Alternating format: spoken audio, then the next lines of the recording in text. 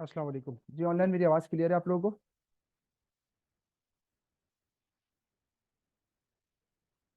Okay. अस्सलाम वालेकुम, कैसे हैं आप लोग? ठीक है। अच्छा जी, आज हमारा फाइनेंशियल मैनेजमेंट ACCF 9 पेपर की पहली ओरिएंटेशन क्लास है। और कुछ स्टूडेंट्स हमसे पहले भी पढ़ चुके हैं, कुछ स्टूडेंट्स के लिए हम नए होंगे। तो एक छोटा सा इंट्रोडक्शन देके फिर हम आगे बढ़ते हैं। अहमद रजा खान नाम आप लोगों को तकरीबन पता ही होता है, मैंने बोर्ड पे भी लिख दिया, लेकिन फिर भी एक छोटा सा इंट्रोडक्शन। ACCF फाइनेंशियल मैनेजमेंट इंशाल्लाह आपके साथ देखेंगे। और इसके अलावा ICMA के अंदर स्ट्रेटेजिक फाइनेंशियल मैनेजमेंट अलहमदिल्ला वो भी हम ही पढ़ाते हैं। इसके अलावा फाइनेंशियल मैनेजमेंट जो है वो एडवांस फाइनेंशियल मैनेजमेंट हम बहरी यूनिवर्सिटी में पढ़ा रहे होते हैं। IOBM के अंदर भी फाइनेंशियल मैनेजमेंट विजिटिंग फैकल्टी हम वहाँ पर हैं। तो इसी तरह डिफरेंट इंस्टीट्यूट्स में तबानीस के दोनों कैंपस में, नॉर्थ में भी और यहाँ पर भी फाइनेंशियल मैनेजमेंट जो है वो यहाँ पर इवनिंग में, वहाँ पर मॉर्निंग में जो हम देख रहे होते हैं। ठीक है सर। बात स्टार्ट करने से पहले इस पेपर की कुछ इंपॉर्टेंट चीज़ें उसकी तरफ बात करेंगे। और हमें इस पेपर की थीम को समझना बहुत ज़रूरी है पहले तो। ठीक है, देखिए हर पेपर ACCA के अंदर एक अलग थीम पे बेस करता है। उस थीम को जब तक हम नहीं समझेंगे ना सर, ये पेपर क्वालिफाई नहीं होते। ठीक है, लेकिन अनफॉर्चुनेटली आप जिस पेपर के लिए आए हैं फाइनेंशियल मैनेजमेंट F9 के लिए, इसका पासिंग रेशियो दूसरे पेपर्स के मुकाबले में काफ़ी बेहतर है। ठीक है, और वर्स्ट कंडीशन में एक मरतबा इसका पासिंग रेशियो 44% पे गया है। इसके अलावा 48 से लेकर 54% के दरमियान इसका पासिंग रेशियो जो है वो चलता रहता है। ठीक है, अब सर हम इस पेपर के अंदर सबसे पहले जो आज का मेरा सेशन का एजेंडा है वो यह है कि आपको इस पेपर की थीम समझाना, इस पेपर को कैसे ACCA ने स्ट्रक्चर किया है आपको वो समझाना, फिर इस पेपर की इंपॉर्टेंस हमारी प्रैक्टिकल जो हमारी कॉरपोरेट वर्ल्ड की लाइफ है उसमें क्या है ये हम समझेंगे। उसके बाद हम ये देखेंगे कि सर कौन कौन से एरियाज फाइनेंशियल मैनेजमेंट के अंदर इंपॉर्टेंट है। फिर इंशाल्लाह हम पेपर स्ट्रक्चर को डिस्कस करेंगे कि पेपर स्ट्रक्चर कैसा है इसका। फिर हम इंशाल्लाह आपको ये भी बताएंगे कि किस सेक्शन के अंदर कौन से एरिया ज्यादा इंपॉर्टेंट है और कहाँ से एग्जामिनर जो है वो क्वेश्चन उठा रहा होता है regarding respective sections, section A B C। तो पहला ऑब्जेक्टिव हमारा आज ये है। फिर इंशाल्लाह आपको ये समझाना कि ये फाइनेंशियल मैनेजमेंट जो है वो दूसरे पेपर से कैसे अलग होता है और इसकी इतनी इन डेप्थ इसकी नॉलेज जो है वो आपको आप अच्छा बेसिकली हर इंसान फाइनेंशियल मैनेजमेंट कर रहा होता है लेकिन उसको पता नहीं होता। लेकिन जब आप आज इंशाल्लाह देखेंगे तो आपको समझ में आएगी कि वाकई ये फाइनेंशियल मैनेजमेंट होती क्या है। और हम अपनी लाइफ में कई अरसों से ये करते हुए आ रहे हैं लेकिन हमें पता ही नहीं है कि इसी को फाइनेंशियल मैनेजमेंट भी कहते हैं। ठीक है, फिर इंशाल्लाह फाइनेंशियल मैनेजमेंट की एक ऐसी डेफिनेशन जो आपके जहनों में उतर जाएगी, क्योंकि आप खुद करते हुए आ रहे हैं तो मैं वहीं से एग्जांपल दूंगा। तो आपके जहन में उतर जाएगी, अच्छा यार यही तो फाइनेंशियल मैनेजमेंट जो हम करते हुए आ रहे हैं, ये सीखना है। फिर उसके बाद लास्ट में हम बात करेंगे कि कौन कौन से रिसोर्सेज हैं जिसको हम यूज कर रहे होंगे अपने इस कोर्स के दौरान। ठीक है, इसके अलावा सर मेरी कोशिश ये है और करना भी यही चाहिए कि अब जो ACCA ने अपना मटेरियल दे दिया है ACCA हब पर, आपको पता ही होगा, तो वो उसे सक्सेसफुल बनाना है उन्होंने हर हाल में ना। तो हमारा मेजर फोकस उसी तरफ होगा। ठीक है, पहले हम इसको Kaplan study text, Kaplan kit, BPP kit, हमारे हैंडआउट्स, पास पेपर्स इसके साथ करेंगे। ये सब अपनी अपनी जगह पे होगा, अभी भी सब कुछ होगा। लेकिन जो हमारा प्राइमरी ऑब्जेक्टिव होगा वो क्या होगा? ACCA study hub. ठीक है, मैं कोशिश करूंगा उसके नोट्स भी आपके साथ हर क्लास में शेयर करूंगा। ठीक है, और आज की क्लास के नोट्स भी इंशाल्लाह आपसे शेयर कर देंगे। और कोशिश करेंगे कि हमारा मेजर ऑब्जेक्ट जो है ना वो फोकस वहीं पर होगा, क्योंकि फीडबैक हर पेपर का, क्योंकि मैं खुद 3 पेपर पढ़ाता हूँ यहाँ की, तो हर पेपर का फीडबैक यही है कि सर हब से चीज़ें आ रही हैं। ठीक है, इस पेपर की अगर हम थीम को समझें, ठीक है, तो थीम इस पेपर की सर बड़ी इंपॉर्टेंट है। सर क्या थीम है, आप इस थीम से क्या मुराद है आपकी, जरा देखिएगा। देखो यार, आज से पहले तक आप फाइनेंशियल रिपोर्टिंग पढ़ते हुए आ रहे हैं, ठीक है, जिसको आप FR कहते हैं। उससे पहले आपने फाइनेंशियल अकाउंटिंग पढ़ी थी। ठीक है, उस कोर्स को अगर 2 मिनट के लिए आप जहन में लेकर आए तो आपको याद होगा कि उस कोर्स के अंदर आप एक फ्रेमवर्क का पार्ट थे और आप एक फ्रेमवर्क में बंद थे। सर वो कौन सा फ्रेमवर्क था? IAS का, इंटरनेशनल अकाउंटिंग स्टैंडर्ड का फ्रेमवर्क आपके सामने होता था। आपको उसी लिमिटेड बाउंड्रीज के अंदर रहते हुए खेलना होता है। हर स्टैंडर्ड आपको जो है लिमिटेशंस बता देता है, स्कोप बता देता है। आपने अपनी अकाउंटिंग को वैसे ही करना होता है। आप अपनी तरफ से कुछ कर सकते नहीं, पहली चीज। दूसरी चीज, फाइनेंशियल रिपोर्टिंग या फाइनेंशियल अकाउंटिंग की जब हम बात करते हैं, तो वहां पर क्या होता है, पास की ट्रांजेक्शन हुई भी होती है, उनको हम प्रेजेंट में रिकॉर्ड कर रहे होते हैं। तो 2 मिनट के लिए सोचे, अभी मैं बहुत बड़ी बात करने जा रहा हूं, जरा मेरे साथ रहिएगा। पास की ट्रांजेक्शन्स को हम प्रेजेंट में रिकॉर्ड कर रहे होते हैं, यही करते हैं। आपके पास ट्रायल बैलेंस आता है, आपसे कहते हैं फाइनेंशियल स्टेटमेंट बना दो, तो 2 मिनट के लिए सोचो कि ट्रायल बैलेंस बना कैसे था। सर वो पास में ट्रांजेक्शन हुई होगी, फिर वो लेजर में आई होगी, फिर वो ट्रायल बैलेंस पे आई होगी। अब उस ट्रायल बैलेंस को मैं क्या करूंगा, फाइनेंशियल स्टेटमेंट में कन्वर्ट करूंगा। तो इसका मतलब है सर, इन ट्रांजेक्शन में मेरा कोई कमाल नहीं है, ना मेरी कोई डिसीजन मेकिंग शामिल है इसमें। ये तो मैं पास का जो डेटा है उसको बस प्रेजेंट में रिकॉर्ड कर रहा हूँ। This is called financial reporting. क्या ख्याल है, यही करते आ रहे हैं आप लोग? स्टैंडर्ड्स को पिछली ट्रांजेक्शन में अप्लाई करते हो, उसको रिकॉर्ड करते हो और प्रेजेंट कर देते हो फाइनेंशियल स्टेटमेंट में। आखिरी हद आपको पता है फाइनेंशियल स्टेटमेंट हमारी। बिल्कुल सर, यही करते हैं। लेकिन जो आज आप कोर्स पढ़ने जा रहे हैं, इसमें ऐसा नहीं है। जो पेपर आज आप स्टार्ट करने जा रहे हैं, ACCA का ऑब्जेक्टिव इसमें वो नहीं है जो वहां पे था। वहां पे आप ये सीख कर आए कि पास के डेटा को कैसे एनालाइज करना है, फिर कैसे रिकॉर्ड करना है, रिकॉर्ड का मतलब डबल एंट्रीज की, फिर कैसे उसके लेजर बनेंगे, trial balance, income statement balance, ये सब आप पास्ट में फाइनेंशियल अकाउंटिंग और फाइनेंशियल रिपोर्टिंग के एग्जाम में देख कर आ रहे हैं। लेकिन जो आज आप कोर्स स्टार्ट करने जा रहे हैं, दैट इज फाइनेंशियल मैनेजमेंट, तो इसकी पहली थीम मैं आपको देने जा रहा हूं कि इसका पास से कोई ताल्लुक नहीं। इसका ताल्लुक, इस पेपर का थीम जो है वो प्रेजेंट और फ्यूचर से। पास को हम जस्ट फॉर एक्सपीरियंस यूज कर सकते हैं, लेकिन डिसीजन हम प्रेजेंट में लेंगे और फ्यूचर में अप्लाई करेंगे। और उस इस फाइनेंशियल मैनेजमेंट के अंदर आपका बड़ा अहम रोल होगा। आप यहाँ पर एज अ अकाउंटेंट काम नहीं कर रहे होगे। यस, ये बड़ी इंपॉर्टेंट बात है। देखो, एक होता है अकाउंटेंट, एक होता है फाइनेंशियल मैनेजर। ये दो में बहुत बड़ा डिफरेंस है। अकाउंटेंट बेचारा जस्ट क्या कर रहा होता है, अपनी पास की ट्रांजेक्शन्स को प्रेजेंट में रिकॉर्ड कर रहा है। लेकिन जब हम बात करते हैं फाइनेंशियल मैनेजर से, तो वो ऐसा नहीं करता। अब इसको मैं एक एग्जांपल से आपको समझाता हूँ कि सर फिर इसमें और उसमें फर्क क्या है, और हमें इस पेपर को किस अप्रोच से पढ़ना है, ये बड़ी इंपॉर्टेंट। वहां पर आप अप्रोच लगाते थे सिंपल अकाउंटेंट वाली, यार ट्रांजेक्शन हुई है, इनको ना फाइनेंशियल स्टेटमेंट तक पहुंचाना है, बस ये आपका ऑब्जेक्टिव होता था फाइनेंशियल रिपोर्ट। यहाँ पर ऐसा नहीं है।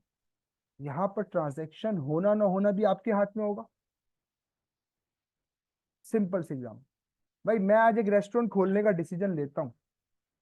अगर मैं रेस्टोरेंट खोलूंगा तो अकाउंटेंट की जॉब निकलेगी? क्या ख्याल है? तो ये रेस्टोरेंट खोलना, ये मेरा आज का डिसीजन है जिसका इम्पैक्ट फ्यूचर पे जाएगा। तो यूं सोचना है आप। अब आओ जरा मैं एग्जांपल देता हूँ। लेट सपोज आप एक फैक्ट्री में अकाउंटेंट थे। उस फैक्ट्री का जितना हिसाब किताब है वो सब आप रिकॉर्ड करते थे। अच्छा, अब हुआ ये कि उस फैक्ट्री की जो मैक्सिमम कैपेसिटी थी ना, वो फुल हो चुकी थी। यानी कि आपकी फैक्ट्री काम कर रही है 100% कैपेसिटी पे इस टाइम। आप गए अपने बॉस के पास, बॉस को बोला, बॉस जब से आपने मुझे अकाउंटेंट रखा है फुल चल रहा है ऑर्डर, हमें ना एक और फैक्ट्री चाहिए। ये आपने फरमाइश जाहिर की किसके सामने? एक बॉस के सामने, जो मालिक है। अब आपने तो मुंह से एक लफ्ज निकाला, यार मुझे एक नई फैक्ट्री चाहिए। आपको नहीं पता इसके पीछे कितनी बड़ी बात है ना? आपने तो जस्ट सिंपल कह दिया मुझे एक फैक्ट्री चाहिए। सर, यहाँ पे अकाउंटिंग का काम खत्म हो गया। यहाँ के बाद से, आज के बाद से, ये जो अकाउंटेंट ने बेचारे ने हिसाब किताब करके सब बता दिया कि सर मेरी कैपेसिटी फुल हो चुकी है, अब मुझे नई फैक्ट्री चाहिए। ये था एक अकाउंटेंट का रोल, जो बेचारा पास के डेटा पर काम करता है। ठीक है, उसका फ्यूचर से कोई ताल्लुक नहीं है। आज के बाद से, अब ये जो सीट पे बैठा हुआ बॉस है, आप आज से पहले ना वो अकाउंटेंट थे जो ये फरमाइश लेकर आया था, आज के बाद से आप उस सीट पे बैठे हुए एक बॉस हैं, इस तरीके से सोचना आप जो बताने जा रहा हूँ। अब बॉस ने आपको बोला ठीक है आप जाओ मैं बताता हूँ क्या करना है। अब बॉस बेचारा सबसे पहले क्या सोचेगा कि यार ये फैक्ट्री लगाने का बोल रहा है, इसके लिए पैसा कहाँ से आएगा, है भाई, फाइनेंस कहाँ से अरेंज करूंगा सबसे पहले। फिर उसके बाद आया, मुझे फाइनेंस अरेंज हो गया, चलो आया मुझे नई फैक्ट्री लगानी भी चाहिए या नहीं लगानी चाहिए, ये भी तो डिसीजन है। तो पहला डिसीजन था फाइनेंसिंग डिसीजन, पैसा कहाँ से आएगा। दूसरा डिसीजन इन्वेस्टमेंट डिसीजन है कि लगाएंगे कहाँ पे।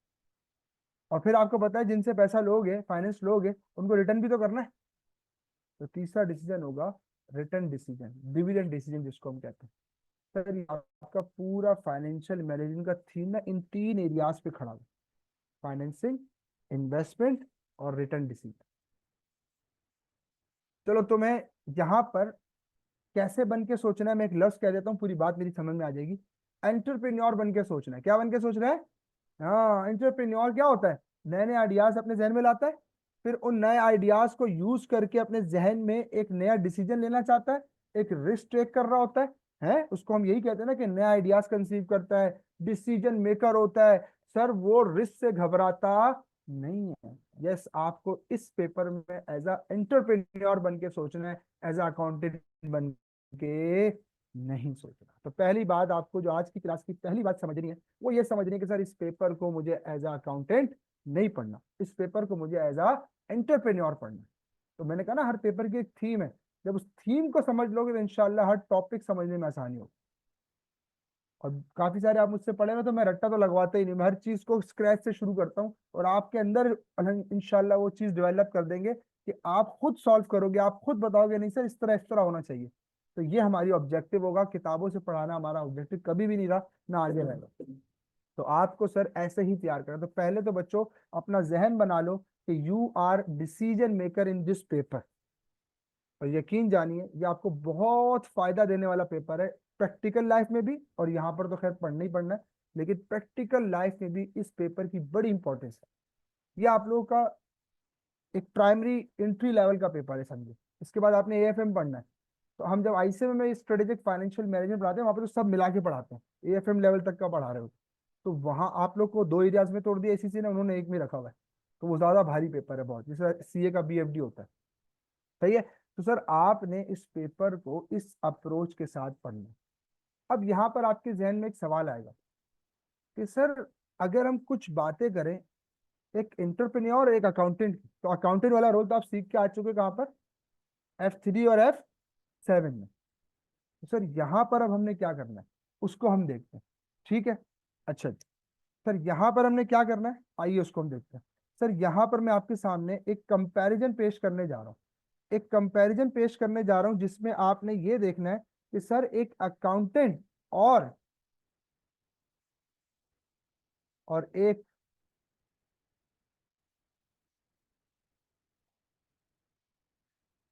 एक अकाउंटेंट और एक जो है सर आम, सॉरी एक आम अकाउंटेंट और एक एंटरप्रेन्योर कैसे सर काम करता है, ये आपको अब सीखना जा रहे हैं। ठीक है सर।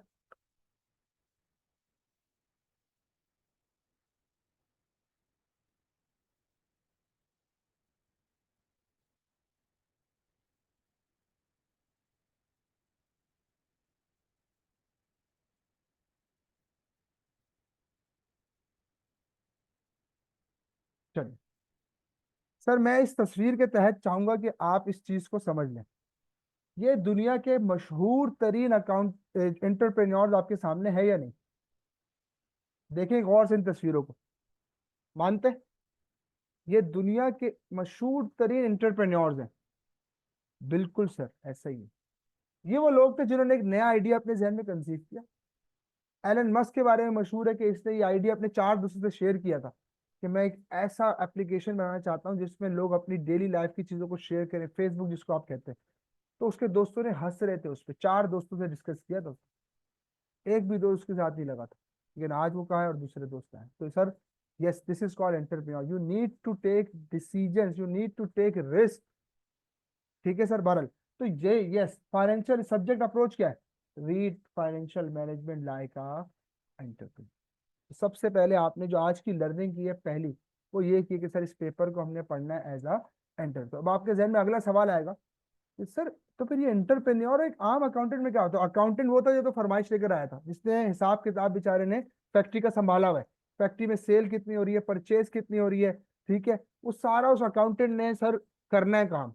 लेकिन मुझे ईमानदारी से एक बात बताओ, अगर वो बॉस जिसको हम एंटरप्रेन्योर कह रहे हैं, वो अगर वो फैक्ट्री लगाता ही नहीं है ना, अगर वो फैक्ट्री लगाता ही नहीं, तो बताओ अकाउंटेंट जॉब कहाँ करता? तो पता चला एंटरप्रेन्योर का जो रोल है वो प्राइमरी रोल है, अकाउंटेंट का जो रोल है वो सेकेंडरी रोल है ना? हजम होती है बात? एक एंटरप्रेन्योर का रोल क्या है? प्राइमरी रोल है, और एक अकाउंटेंट का जो रोल है वो सेकेंडरी रोल है। ठीक है, तो आइए सर मैं थोड़ा सा कंपैरिजन शो करता हूँ आपके सामने कि सर हमने कैसे एक एंटरप्रेन्योर को अलग करना है एक अकाउंटेंट से। तो सर सबसे पहले एंटरप्रेन्योर बेचारे ने क्या सोचना था, याद आ रहा है कुछ? उसने क्या सोचना था सर? उसने ये सोचना था कि मैं फाइनेंस कहाँ से अरेंज करूंगा। याद आ रहा है? अभी नीचे कुछ भी लिखा है उसको छोड़ दो, अभी मेरे साथ रहो, आगे नहीं जाना, बस मेरे साथ साथ चलते रहो, इंशाल्लाह हम आपको आपकी मंजिल तक पहुंचा देंगे, लेकिन आगे नहीं भागना, सही है? बिल्कुल मेरे साथ रहे, जहां जहां मैं लेके जा रहा हूँ बस मेरे साथ चलेंगे तो ये बात ज्यादा अच्छे से समझ में आएगी। आगे बढ़ने की कोशिश करेंगे तो मसला बनेगा, ठीक है? तो मैंने अभी आपको रखा हुआ है कहाँ का, इंटरप्रेन्योर और अकाउंटेंट के ऊपर। फिर मैंने आपसे क्या कहा कि इंटरप्रेन्योर और अकाउंटेंट में फर्क क्या है, कि इंटरप्रेन्योर प्राइमरी रोल अदा कर रहा होता है, सही है, और अकाउंटेंट जो है वो कौन सा रोल अदा कर रहा होता है? सेकेंडरी रोल अदा कर रहा होता है। ये बात क्लियर है? ठीक है, अब आगे फिर मैंने आपसे कहा था कि वो जो अकाउंटेंट आके अपनी फरमाइश रख रहा था कि सर हमें एक नई फैक्ट्री चाहिए, तो अब बेचारा जो बॉस है, जो एंटरप्रेन्योर है, वो क्या सोच रहा था कि सबसे पहले पैसा कहाँ से आएगा, है भाई? अब ये जो इसके नीचे पैसा के नीचे दो चीजें लिखी हुई है, डेट और इक्विटी। अच्छा मैं आपको पूरा कोर्स आउटलाइन समझा दूं इन्हीं बातों में, तो फिर आपको कोर्स आउटलाइन दिखाएंगे तो आपका जहन बिल्कुल क्लियर हो जाएगा। अच्छा यार ये कोर्स आउटलाइन है, मुझे ये पूरा सर्कल पढ़ना है, ये पूरा सर्कल समझा रहा हूँ मैं आपको। फिर उसके बाद आपके बिल्कुल क्रिस्टल क्लियर हो जाएगा कि अच्छा ये और ये तीन चीजें पढ़नी है पूरे कोर्स में, ठीक है? तो इसलिए अभी मेरी बात को गौर से सुनना है, जैसे ही अपनी बात खत्म कर रहा हूँ सारा कंक्लूजन आपके जहन में क्लियर हो जाएगा कि सर ने जो इतनी लंबी कहानी सुनाई है उसका ऑब्जेक्टिव क्या था, ठीक है सर? अब आप जानते हैं, माशाल्लाह आप लोग पढ़ते हुए यहाँ तक पहुंचे, कोई भी एग्जामिशन लेके नहीं बोला कि मैं बोलूँ आपको नहीं पता होगा। सर जब भी आप फाइनेंस, सोर्सेज ऑफ फाइनेंस का सोचते हैं कि पैसा कहाँ से आएगा, तो जनरली दो सोर्सेज होते हैं। जनरली कितने सोर्सेज हैं? दो सर, एक होता है इंटरनल और एक होता है एक्सटर्नल। मानते हैं इस बात? एक होता है इंटरनल और एक होता है एक्सटर्नल। इंटरनल सोर्स पे कंपनी क्या करती है, अपने ही रिसोर्सिस को यूज करके पैसा जनरेट करना चाहती है, रिटेन अर्निंग से यूज कर लिए, है ना? ये सब आप पढ़ चुके हैं पिछली क्लासेस में। नॉन करेंट एसिड को डिस्पोज कर देगी, क्या ख्याल है?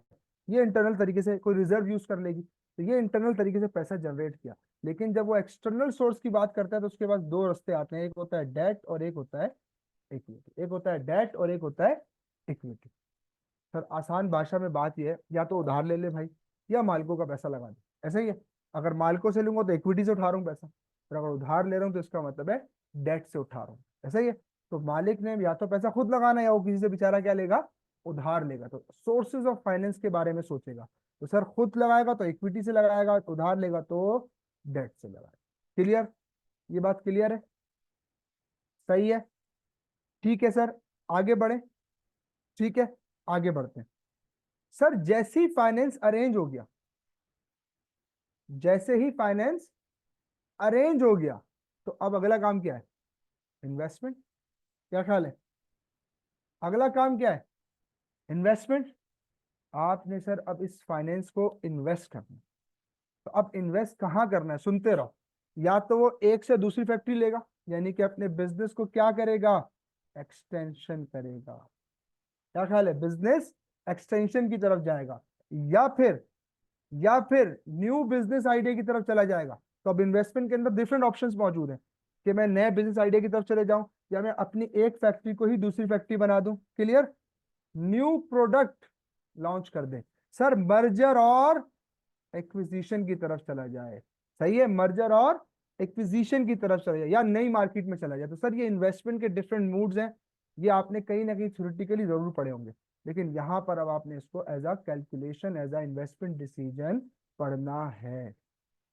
क्लियर? तो सर सबसे पहले आपको यहाँ पर जो पहला मैंने लेसन दिया वो ये दिया कि इस पेपर को आपने एज अ एंटरप्रेन्योर पढ़ना है, इस पेपर को आपने एज अ अकाउंटेंट नहीं पढ़ना। और मैंने यहाँ पर आपको डिफरेंट तरह की एग्जांपल्स के थ्रू भी समझाना चाहा कि आप जो है एज अ एंटरप्रेन्योर कैसे सोचते हैं और एज अ अकाउंटेंट कैसे सोचते हैं। ठीक है, तो सर अच्छा यहाँ पर अगर मैं अकाउंटेंट की तरफ दोबारा जाऊं, ठीक है, यहाँ पर अगर मैं अकाउंटेंट की तरफ दोबारा जाऊं, ठीक है, तो मेरे पास जरा बोर्ड पे देखिएगा 2 मिनट।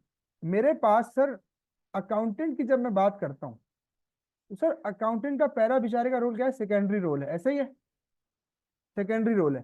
फिर सेकेंडरी रोल के बाद वो क्या करता है, जितने भी ट्रांजेक्शन परफॉर्म होते हैं उनको रिकॉर्ड करता है। रिकॉर्ड से मुराद तो पूरा recording cycle, debit credit, T account, trial balance, clear, एक एक चीज जो है वो रिकॉर्ड करेगा और लास्ट में फाइनेंशियल स्टेटमेंट्स को क्या कर देगा, प्रोड्यूस। सर अकाउंटेंट के पास कोई डिसीजन मेकिंग पावर मौजूद नहीं है। सबसे इंपॉर्टेंट बात, अकाउंटेंट के पास कोई डिसीजन मेकिंग पावर मौजूद नहीं है, जबकि एंटरप्रेन्योर ही वो पर्सन है जो डिसीजन लेता है। क्लियर ये बात। तो सर आपने इस पेपर को एज अ फाइनेंशियल मैनेजमेंट को एज अ एंटरप्रेन्योर पढ़ना है, एज अ अकाउंटेंट नहीं पढ़ना, इस बात को पहले समझ। ठीक है, और मैंने यहाँ पर कोशिश की है कि आपको कुछ डिफरेंसेस मैं दिखा सकूं।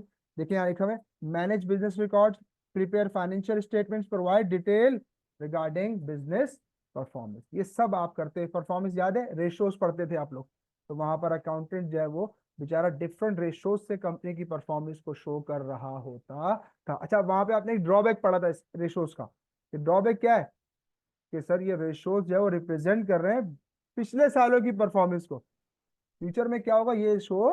तो इस पेपर को बनाया इसलिए गया आप लोग को कि अब आप ये भी सीख सकते हैं कि इंशाल्लाह फ्यूचर की परफॉर्मेंस को कैसे इंटरप्रिएट किया जाए, ये भी इंशाल्लाह आप यहाँ पर देख रहे होंगे। ठीक है, चले तो सर आगे बढ़ रहे हैं। सबसे पहले मैंने आपके सामने फाइनेंशियल मैनेजमेंट के कुछ इंपॉर्टेंट एरियाज जो है ना वो शो कर दिए। ये वो एरियाज हैं जो आपने पढ़ने हैं। लेकिन इससे पहले मैं आपके पूरे एफएम के कोर्स को,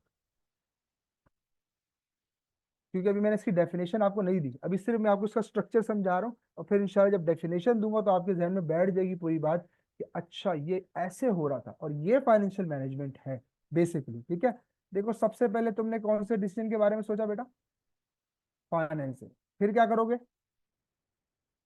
इन्वेस्टमेंट करने के बाद क्या रिटर्न आना शुरू होगा, और रिटर्न डिसीजन लोगे, यानी कि डिविडेंड डिसीजन लोगे। सही है, एफएम डिसीजन, ये हम किसकी बात कर रहे हैं, डिसीजन, कि यार इस पूरे एफएम के कोर्स में हम कौन कौन से डिसीजंस पढ़ेंगे। सर यकीन जानिए अगर मैं सादा लफ्जों में बात करूँ ना, कि आपका पूरा फाइनेंशियल मैनेजमेंट का जो सिलेबस है वो इन्हीं 3 चीजों के गिर्द घूमता है, तो ये गलत बात नहीं है। यानी कि अगर आपसे कोई पूछे कि यार फाइनेंशियल मैनेजमेंट का वो बता दो कोर्स आउटलाइन, तो बोले यार फाइनेंसिंग डिसीजन पढ़ते हैं, इसमें हम इन्वेस्टमेंट डिसीजन पढ़ते हैं और डिविडेंड डिसीजन पढ़ते हैं। ठीक है, क्या क्या पढ़ते हैं, 3 डिसीजन पढ़ते हैं। अब मैं इसको ना उस तरीके से बताने जा रहा हूं जो तुम कर भी चुके हो और तुम्हें पता ही नहीं था कि तुम करते आ रहे हो ये काम। आओ जरा IS 7 की तरफ चलते हैं, statement of cash flow. Please मेरे साथ रहिएगा, स्टेटमेंट ऑफ कैश फ्लो की तरफ चलते हैं, स्टेटमेंट ऑफ कैश फ्लो की तरफ चलते हैं। जरा मुझे ईमानदारी से बताओ, तुम लोग अभी लिखो नहीं, तुम लोग ये सब मैं दे दूंगा आप लोगों को, वर्ड पे भेज दूंगा, ठीक है, टेंशन अभी सिर्फ कॉन्सेप्ट पे फोकस करो। तुम लोग मुझे एक बात बताओ, तुमने जब स्टेटमेंट ऑफ कैश फ्लो बनाया होगा, तुमने जब स्टेटमेंट ऑफ कैश फ्लो बनाया होगा तो अपनी एक्टिविटीज को कितने हिस्सों में तोड़ते थे तुम, 3। पहले आती थी ऑपरेटिंग, फिर आती थी इन्वेस्टिंग, फिर आती थी फाइनेंसिंग। अब अगर मैं कहूँ कि ये हम उल्टा करते थे, सर क्या मतलब, है ना, वेरी गुड। अच्छा वो इनडायरेक्ट मेथड अलग है, मैं कह रहा हूँ फॉर्मेट उल्टा था। फॉर्मेट क्यों उल्टा है सर, सुनो गौर से। तुम 2 मिनट के लिए बिल्कुल मैं लेमैन की तरह एग्जांपल दे रहा हूँ, तुम्हारे पास कोई काम नहीं था, तुमने अब्बा से बोला यार अब्बा मुझे शॉप खोलनी है, तो सबसे पहले बिजनेस आइडिया आया जहन में। क्या आया जहन में, बिजनेस आइडिया। क्या मुझे बताओ आइडिया आने से क्या तुम्हारी दुकान खुल गई, नहीं सर, उसके लिए तो पैसा चाहिए, फाइनेंस चाहिए। तो पहला काम क्या करोगे, पैसे के बारे में सोचोगे, पैसा कहाँ से आएगा, from where I will get the finance, right. वही दोबारा जैसे ही फाइनेंसिंग डिसीजन आया तो मेरी बात आ जाएगी जहन में, इंटरनल या एक्सटर्नल, या तो खुद पैसा जनरेट करो या किसी से उधार ले लो, या मालिकों से ले लो, अब्बा से ले लो, अब्बा मालिक है, या फिर बाहर से किसी से उधार पकड़ लो। तो इंटरनल और एक्सटर्नल। तो पहला काम क्या किया तुमने, जहन में आइडिया आने के बाद पहला काम क्या किया, सर फाइनेंसिंग डिसीजन के बारे में सोचा, पैसा कहाँ से आएगा। पैसा जैसे ही गैदर हुआ, अब अगला स्टेप क्या करोगे, दुकान खरीद लोगे या लीज पे ले लोगे, जो भी करोगे, इन्वेस्ट करोगे। दूसरा काम क्या करोगे, इन्वेस्ट करोगे। ये दूसरा डिसीजन। तो फाइनेंसिंग, फिर दूसरा इन्वेस्ट। अब दुकान चलना शुरू हो गई, सेल होना शुरू हो गई, प्रॉफिट आना शुरू हो गया। तो प्रॉफिट आने के बाद अगला काम क्या करते हो, सर वो जिनसे पैसे लिए तो उनको वापस भी तो करने। तो उनको हम नॉर्मली क्या पे करते हैं, रिटर्न पे करते हैं। तो अगर डेट से पैसा उठाऊंगा तो इंटरेस्ट पे करूंगा, अगर इक्विटी से पैसा उठाऊंगा तो डिविडेंड पे करूंगा। तो sir dividend decision. Third decision is, अब सुनो, अब मैं इसको स्टेटमेंट ऑफ कैश फ्लो पे पूरा करने जा रहा हूं। तुम लोग सबसे पहले नीचे से शुरू करो। सबसे पहले लास्ट में स्टेटमेंट ऑफ कैश फ्लो की क्या आता है, फाइनेंसिंग डिसीजन। और तुम उसमें तुम्हें सर बताते थे कि बेटा देखो इसमें शेयर्स का पैसा आएगा, लोन से पैसा लोगे तो वो आएगा। अब थीम समझ में आ रही है कि वो कंपनी जो है वो फाइनेंशियल, जहां जहां से फाइनेंस को अरेंज करती थी, वो सारा पैसा कहाँ शो करती थी, फाइनेंसिंग डिसीजन में। याद आ रहा है, शेयर के थ्रू पैसे का इनफ्लो वन हम पॉजिटिव दिखाते थे, लोन लिया तो फिर वो पॉजिटिव दिखाते थे। सर ये आ गया फाइनेंसिंग डिसीजन। अब फाइनेंस जैसे अरेंज हुआ, नीचे से ऊपर जाओ, दूसरी एक्टिविटी क्या मिलती है, तो फाइनेंस जो अरेंज हुआ अब उसको क्या कर दोगे, इन्वेस्ट कर दोगे। और फिर जैसे इन्वेस्ट करते हो तो ऑपरेशन स्टार्ट हो जाएगा, बिजनेस का ऑपरेशन स्टार्ट हो जाएगा। और फिर थर्ड नंबर पे शुरू, नीचे से अगर थर्ड देखें तो थर्ड नंबर पे आप क्या देखते हो, ऑपरेटिंग एक्टिविटी।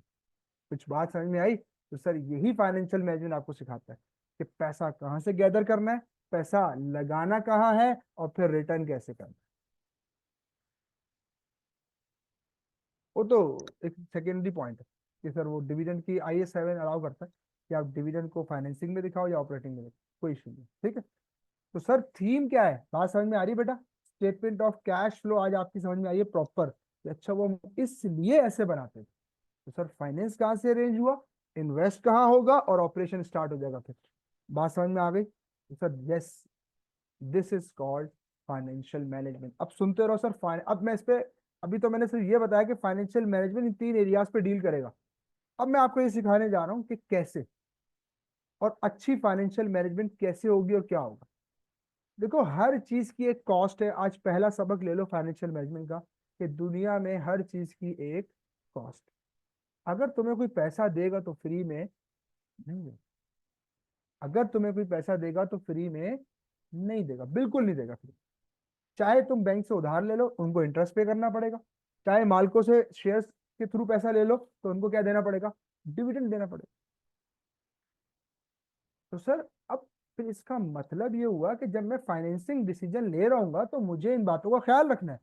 अब ये ना हो कि मैं महंगा पैसा उठा लूं, अब सुनना जरा प्रैक्टिकल होके, इतना महंगा पैसा उठा लूं कि जब मैं उसको इन्वेस्ट करने जाऊं तो वो रिटर्न उससे मिल ही नहीं रहा मुझे, बजाय इसके कि मैं प्रॉफिट करता मुझे लॉस होना शुरू हो गया, क्योंकि सर मैंने हाई रिटर्न पे पैसा उठा लिया।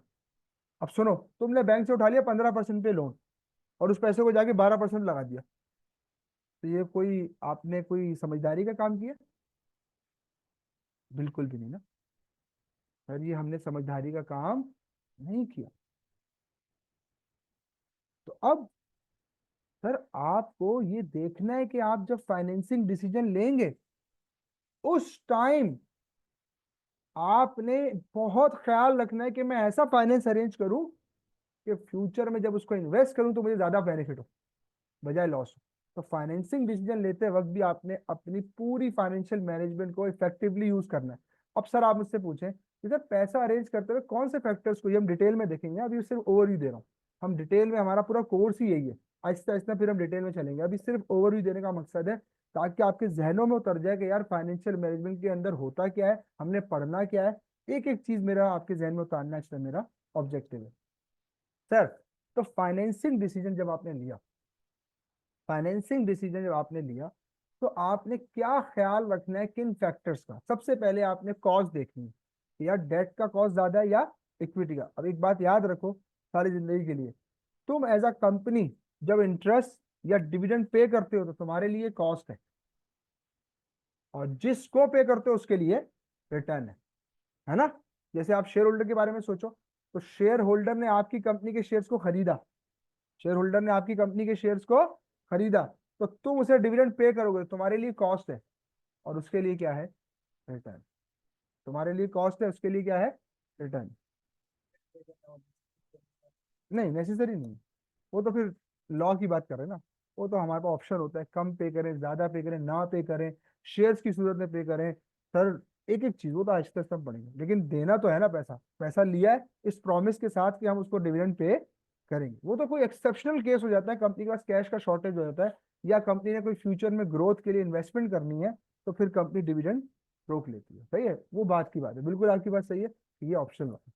ठीक है, कंपलसरी, लेकिन एक टाइम तक रोक सकते हैं, उसके बाद कंपनी बंद करनी पड़ेगी अगर आपने डिविडेंड नहीं दिया। समझ में आ रही है। हाँ, ये आपको मैं शायद पूरी बात नहीं पता कि डिविडेंड रोक सकते हैं, लेकिन कुछ टाइम पीरियड तक।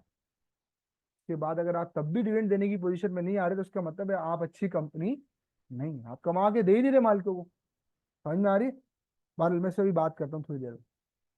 तो सर आपने अपने शेयर होल्डर को डिविडेंड पे करना है, और अगर आप डेट होल्डर से पैसा लोगे, यानी कि बैंक या डिबेंचर वालों से, तो उनको क्या पे करोगे, इंटरेस्ट, सूद पे करोगे। सही है। तो सबसे पहले आपने जब भी सोर्स ऑफ फाइनेंस को सिलेक्ट करना है, तो आपने सबसे पहले किसको देखना है, कॉस्ट को, कि भाई कॉस्ट ज्यादा ना हो जाए, क्योंकि मुझे पता है कि फिर इस पैसे को मुझे फ्यूचर में इन्वेस्ट करके रिकवर भी तो करना है, वापस भी तो करना है पैसा, है ना। Number one. Number two, risk, किस पैसे का कितना रिस्क है। तुम जानते हो कि डेट क्या है, चीपर है, याद रखना। डेट से पैसा उठाना सस्ता पड़ता है, लेकिन रिस्की बहुत है। सर रिस्की क्यों, वही वाली बात कि इंटरेस्ट हर हाल में पे, कंपनी लॉस में जाए फायदे में जाए, सूद तो हमेशा पे करना ही करना। लेकिन डिविडेंड चूंकि ऑप्शनल होता है, डिविडेंड चूंकि क्या होता है, ऑप्शनल होता है, तो इसलिए उसका रिस्क थोड़ा कम होता है। अच्छा, जो प्रिंसिपल अमाउंट है वो भी वापस करना लाजिम है, किसमें, लोन में। इन्वेस्ट शेयर होल्डर की इन्वेस्टमेंट में जो है, हम जानते हैं कि उसका वो पैसा भी वापस करना लाजमी कंपनी के ऊपर नहीं है। ये हम ऑर्डिनरी शेयर्स की बात, ठीक है। जब जनरल पर्सपेक्टिव की बात होती है तो मेन शेयर्स की बात होती है, प्रेफरेंस तो सेकेंडरी ऑप्शन होते हैं, कि आप चाहो तो आपकी कंपनी का कोई शेयर नहीं खरीद रहा, प्रेफरेंस शेयर कंपनी मजबूरी में इशू करती है, खुशी से इशू नहीं करती। बिल्कुल। उसमें भी दो तरह के थे, रिडीमेबल और इरेडीमेबल, है ना। वो सारी बातें हम डिटेल में आगे करेंगे। सही है। अब जनरल पर्सपेक्टिव में क्या बात की हमने, जनरल पर्सपेक्टिव में क्या बात की है कि सर, हाँ, जनरल पर्सपेक्टिव में बात यह है कि डेट ज्यादा रिस्की है लेकिन है सस्ता, इक्विटी महंगी है लेकिन रिस्की कम है, क्योंकि कंपनी को उनका पैसा वापस करना कंपलसरी, उनको रिटर्न पे करना कंपलसरी। तो दूसरा फैक्टर क्या देखोगे, रिस्क। तो कॉस्ट देखोगे, रिस्क देखोगे, फिर थर्ड अर्जेंसी, कितना जल्दी मुझे पैसा चाहिए, कितना अर्जेंट है पैसा। अच्छा, डेट से पैसा जल्दी अरेंज हो जाता है, इक्विटी से इतना जल्दी अरेंज नहीं होता। सर क्यों, क्योंकि आपको पता है इक्विटी इशू करने के लिए आपको बहुत ज्यादा एसईसीपी से अप्रूवल होगा, फिर प्रोस्पेक्टस अप्रूव होगा, फिर उसके बाद आप जो है वो उस प्रोस्पेक्टस को अप्रूव कराने के बाद अपने शेयर एप्लीकेशन जो है ना वो रखवाएंगे बैंकों में, फिर लोग वो एप्लीकेशन खरीदेंगे, फिर आपको पैसे मिलेंगे, फिर वो पैसों के अगेंस्ट शेयर इशू होंगे, बहुत लंबा केस है। तो आपने अर्जेंसी भी देखनी है कि मुझे कितना जल्दी पैसा चाहिए। ठीक है, तो सर इन फैक्टर्स को जहन में और भी हैं, लेकिन अभी चूंकि मुझे आगे बढ़ना है तो इसलिए मैंने कुछ पे रोका है, फिर जब इस चैप्टर को डिटेल में पढ़ेंगे तो और आपको डिटेल में बताएंगे, क्योंकि अभी सिर्फ आपको ऑब्जेक्टिव है इसकी कोर्स आउटलाइन समझाना, पिलाना के सर अच्छा ये डिसीजन और इन पे ये मेरी कोर्स आउटलाइन बेस करती है। सर तो आपने ये समझ लिया कि सर फाइनेंसिंग डिसीजन लेते वक्त भी मुझे बहुत सारे फैक्टर्स अपने जहन में रखने हैं। नंबर टू, फिर क्या है, इन्वेस्टमेंट डिसीजन। अब इन्वेस्टमेंट में सबसे पहले आप क्या देखोगे, प्रॉफिटेबल इन्वेस्टमेंट, कि यार मेरी कॉस्ट इसमें कम हो और मेरा रिटर्न जिसमें ज्यादा। तो इन्वेस्टमेंट करते हुए हम इन तमाम चीजों को देखेंगे, रिस्क को भी देखेंगे, रिस्की ना हो ज्यादा। ठीक है सर, ये तमाम चीजें इन्वेस्टमेंट करते हैं, फिर जैसे इन्वेस्टमेंट हो जाती है तो फिर रिटर्न आना शुरू हो जाते हैं, और फिर हम अपने शेयर होल्डर्स और डेट होल्डर्स को क्या पे करते हैं, डिविडेंड या इंटरेस्ट पे करते हैं। क्लियर। सर ये तीन चीजों पे मेरा पूरा फाइनेंशियल मैनेजमेंट खड़ा हुआ है। आओ जरा मैं तुम्हें कोर्स आउटलाइन दिखाऊं, ताकि तुम्हें बिल्कुल क्लियर हो जाए कि हाँ यार हमारा पूरा फाइनेंशियल मैनेजमेंट इन्हीं तीन एरियाज पे खेल रहा है। ये देखो सबसे पहले क्या आ रहा है, तो सर ये आ गया। सही है, कैपिटल इन्वेस्टमेंट अप्रेजल, ये आपके F9 का वो कोर एरिया है जो आपको पेपर में 30 मार्क तक भी दिलवाता है। इतना इंपॉर्टेंट है, इसीलिए मैं तब सबसे नंबर 1 पे इस पर रखा। 20 मार्क का CRQ 110% डन, और 10 मार्क की MCQs आ ही जाते हैं। तो 30 मार्क के लिए आपके लिए ये स्पेशल आइटम है, मतलब जिसका ये पक्का है उसके पास होने के 90% चांसेस बढ़ जाते हैं। ठीक है, हाँ बिल्कुल, अल्हम्दुलिल्लाह लास्ट सेशन में भी मैंने ये सारी बातें की थी, और उसके बाद मैंने ये भी बता दिया था कि किस सेक्शन में क्या आता है, तो अल्हम्दुलिल्लाह वही अभी भी आया है। लेकिन वही बात है, जो बच्चा उसको सुन ले, अमल कर ले। अब पता तो लग गया कि ये आता है, भाई उसकी तैयारी भी तो करनी है ना। पता लगने से पास थोड़ी होंगे, उस पर मेहनत करने से पास होंगे। पहला, फिर क्या लिखा बेटा, कॉस्ट ऑफ, अभी आपको बताया था, है ना। तो सर मैं, अजान हो रही है, एक मिनट।